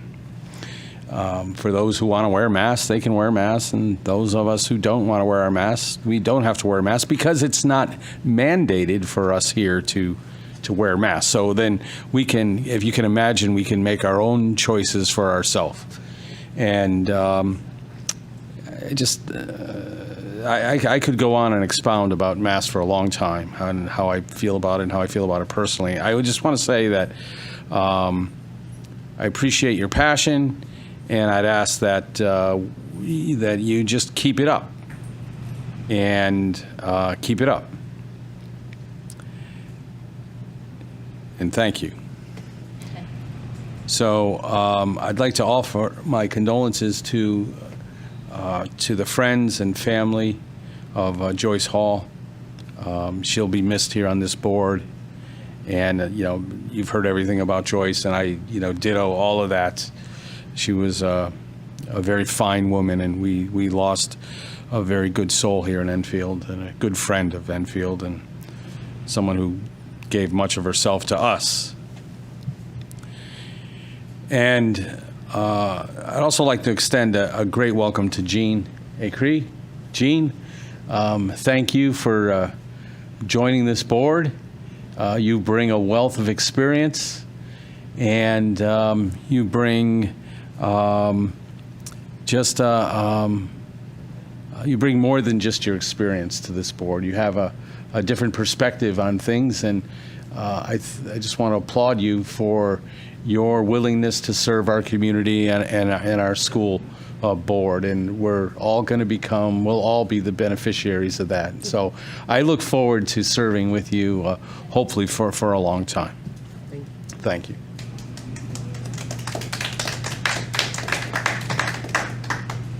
So you guys took the thunder out of me again, but I do have one anecdote that I got.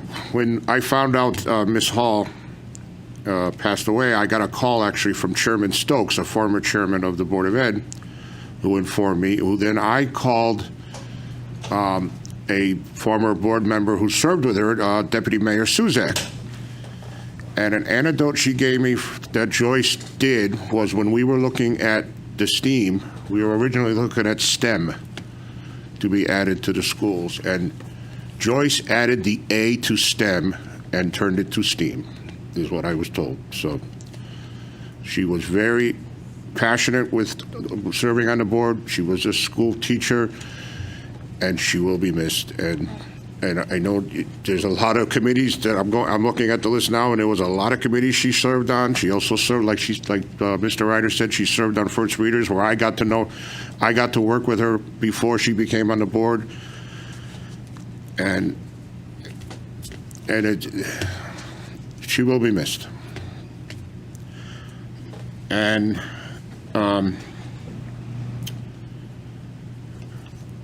I understand the masking issue. I did bring a mask to put on, but I talk better without the mask. I don't want to mumble. But it's the pictures up there that tell you who's in charge. One was voted in 2018, and one was voted in 2020. And that's who we got to. That's who got the most votes, and that's who we got to listen to. I've invited the governor to our meetings more than once, with no avail. To tell us what's going on in the state, and I can't say any more other than I'm not putting my house up as collateral for anything that could fall on us from not following the mandate. That's all. What it boils down to, we are governed by the state of Connecticut. We're not governed by the town charter, and anything with the monies or anything to do with funding for the schools that don't get met. I was told by my previous chairman, Mr. Sherrard, that it comes out of our pockets. So it is what it is. We don't get paid. We get zero, nothing. We get paid. The only thing is we get preferred parking at graduation. That's the only thing we get. That's the only thing we get. So with that, I do have one more little story. I was in line in a mall. I'm not going to say the mall. I'm not going to say the town or nothing. And there was a woman in front of me, a young woman in front of me in a service uniform. I don't know what branch of the service. And I said to her, like I say to everybody, I thank you for your service. She turned to me and she says, I just literally put this uniform on not too long ago, so I don't know how to respond to that. And I said to her, I says, you just putting that uniform on is very important to all of us, and we want to thank you for that. And the gentleman behind me just agreed with me that what I said. It was, we are grateful for these people that do put these uniforms on and serve for our country, so we can have meetings like this. We can have open discussions. I also want to pay my condolences to the 13 members that just passed away last week in Afghanistan. They were out protecting people to try to get people out of the country, and they gave their lives for that. So please keep them in our hearts too. And it's people like this, that we celebrate at our parades, at all the foreign wars, all the former wars, that make it. They did this all for us to do this. And even though we are up here doing it at no cost to anyone, just our time and spouses complaining about it, but it is what it is, and we are grateful to all the servicemen and women in our country for giving us the right to be up here. So please keep them in our mind, in your minds. With that being said, we will continue. We have number 10, unfinished business. We have none.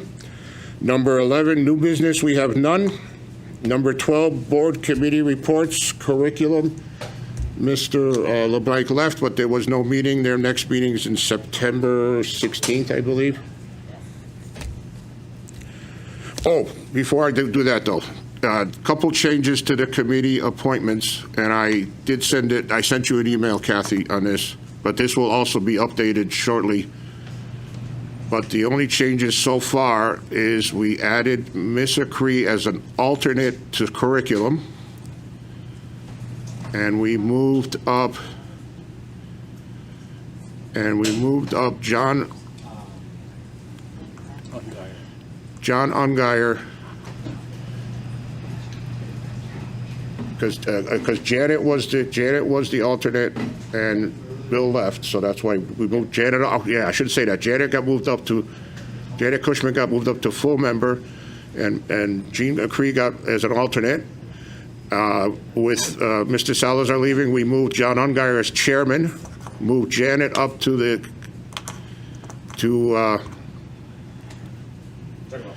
this is policy now. Yes, I'm sorry. We moved Mr. Ungeyer to chair of policy, and Janet was moved up from alternate, and Mr. LeBlanc was added as the alternate. And I believe that's the only changes. Oh, and I named myself as the liaison for Buzz Robotics. But again, this is only for now, and there'll be more changes coming, and we'll bring them to you as they are. So with that, finance, Mr. Ungar. Well, you don't read that You don't read that No, yet. but I was just going to say, the Finance Committee did meet. The Finance Committee did meet on August 24th. That's right. That's it. We were there. Perfect. Sorry about that. Thought you were going to read. Policy, there was no policy meeting. Sorry, John. Leadership, there was no meeting. Joint Facilities hasn't had a meeting since we finally approved the roofs to go out to bid for Hazardville Memorial and Whitney, which we then the next day, or that same day, we approved at a special board meeting. JFK is meeting this Thursday. I had good news that they got the CO for the new additions, and we do plan on bringing them in for our next meeting in September, I believe. I will confirm that with them on Thursday. Joint Security did not meet. Yeah, Joint Security's meeting was canceled, and we have not scheduled the next date yet. Joint Insurance met online, and there was really not much to report. Not yet. No. And Youth Mental Health and Wellness, Mr. LeBlanc had to leave early. So with that, we move to approval of minutes, the regular Board of Ed meeting minutes of July 13th, 2021. Do I have a motion to approve? Motion. Motion by Ms. LeBlanc, seconded by Ms. Thurston. Any discussion, changes? All in favor? So we have 1, 2, 3, there's 6 in favor. Any against? Any abstentions? You can abstain. One abstention. Oh, no, I wasn't here. You weren't here. One abstention. So 6 in favor, 1 abstention. Yes. Yep. And the special virtual Board of Ed meeting minutes of August 5th, 2021. Do I have a motion? Motion. Motion by Ms. LeBlanc, seconded by Ms. Thurston. Any discussion? All in favor? We have 7 in favor. Now the good stuff. Number 14, approval of accounts and payroll. Mr. Angara. So, as stated earlier, the Enfield Public Schools, Enfield, Connecticut fiscal year 2020 through 2021, the certification of expenditures. The Finance Committee met on August 24th, 2021 to review financial statements for the month of April, May, and June year-to-date and to examine various documents related to finances. Our review concluded that there was nothing significant to report to the board. So I'd like to make a motion that we accept the superintendent's certification as follows. I hereby certify that in the months of April, May, and June, total expenditures amount to, in April, $6,574,352.50. In May, $4,848,348.43. And in June, $12,131,579.82. And so broken down between payroll, totaling in April $4,007,893.83. In May, payroll totaled $4,277,633.53. And in June, payroll totaled $4,295,136.77. And other accounts totaling in April $2,566,458.67. In May, $570,714.90. And in June, $7,836,443.05. All payments have been made in accordance with the approved budget and are properly accounted for within the books of accounts. Copies of approval for check invoices are properly documented. Motion by Mr. Ungeier. Second. Seconded by Ms. Thurston. Any discussion? All in favor? 7 in favor, 0 against. Mr. Ungar. This is for grants and Head Start expenditures. Enfield Public Schools, Enfield, Connecticut for the fiscal year 2020 through 2021. Certification of grants and Head Start expenditures. The Finance Committee met on August 24th, 2021 to review financial statements for grants during the month of April, May, and June year to date, and to examine various documents related to finances. Our review concluded that there is nothing significant to report to the board. I'd like to make a motion that we accept the superintendent's certification as follows. I hereby certify that in the months of April, May, and June, the total grant and Head Start expenditures amount to, for the month of April, $323,270.15. In May, $400,004.12.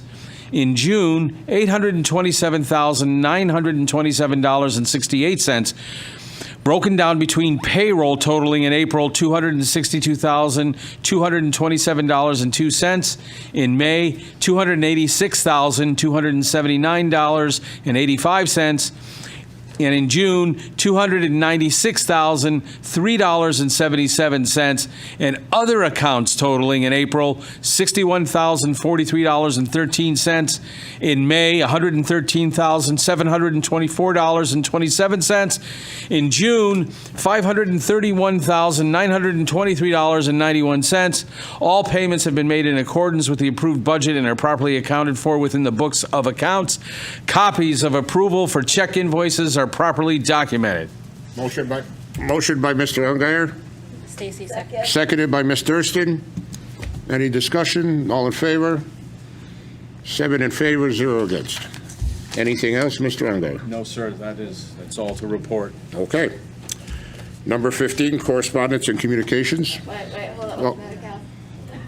You need to read line item transfers. Oh. Sorry. Sorry? Do you have them? You don't have it? If not, I've got a copy here, but I'll need it now. Sorry about that. That's okay.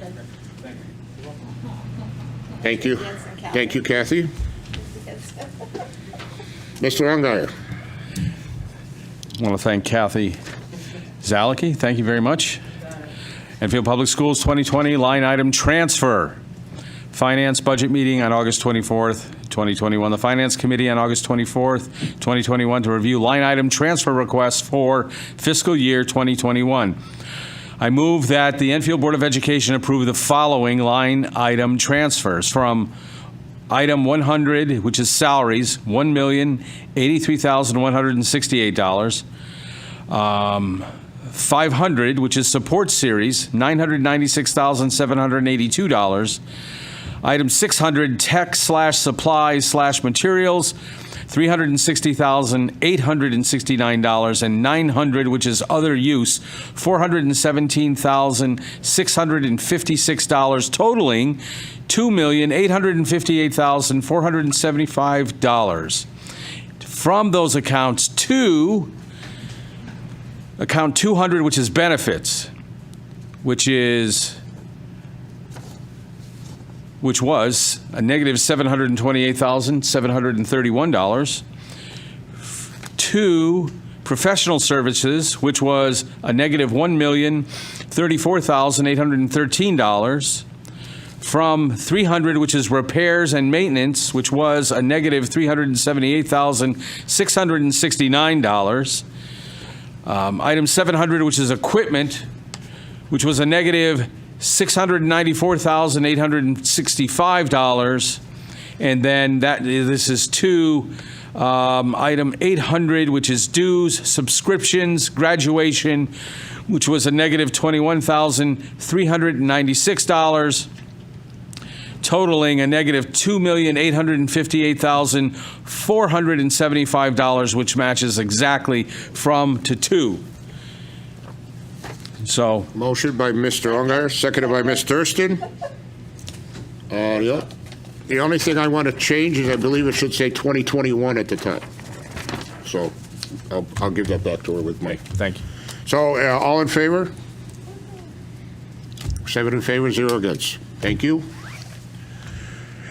Now, correspondence and communications, Ms. LeBlanc. Yes, we actually have one. It's very nice. And it just shows that people who go through the roughest times are just so gracious and thankful. To our Enfield Board of Ed family, thank you for celebrating our daughter Genevieve. She was full of sparkle, spirit, and kindness. She always had a smile or kind words about everyone. Thank you for your thoughtful butterfly lamp. It will remind us of her social butterfly tendencies and her now perfect wings.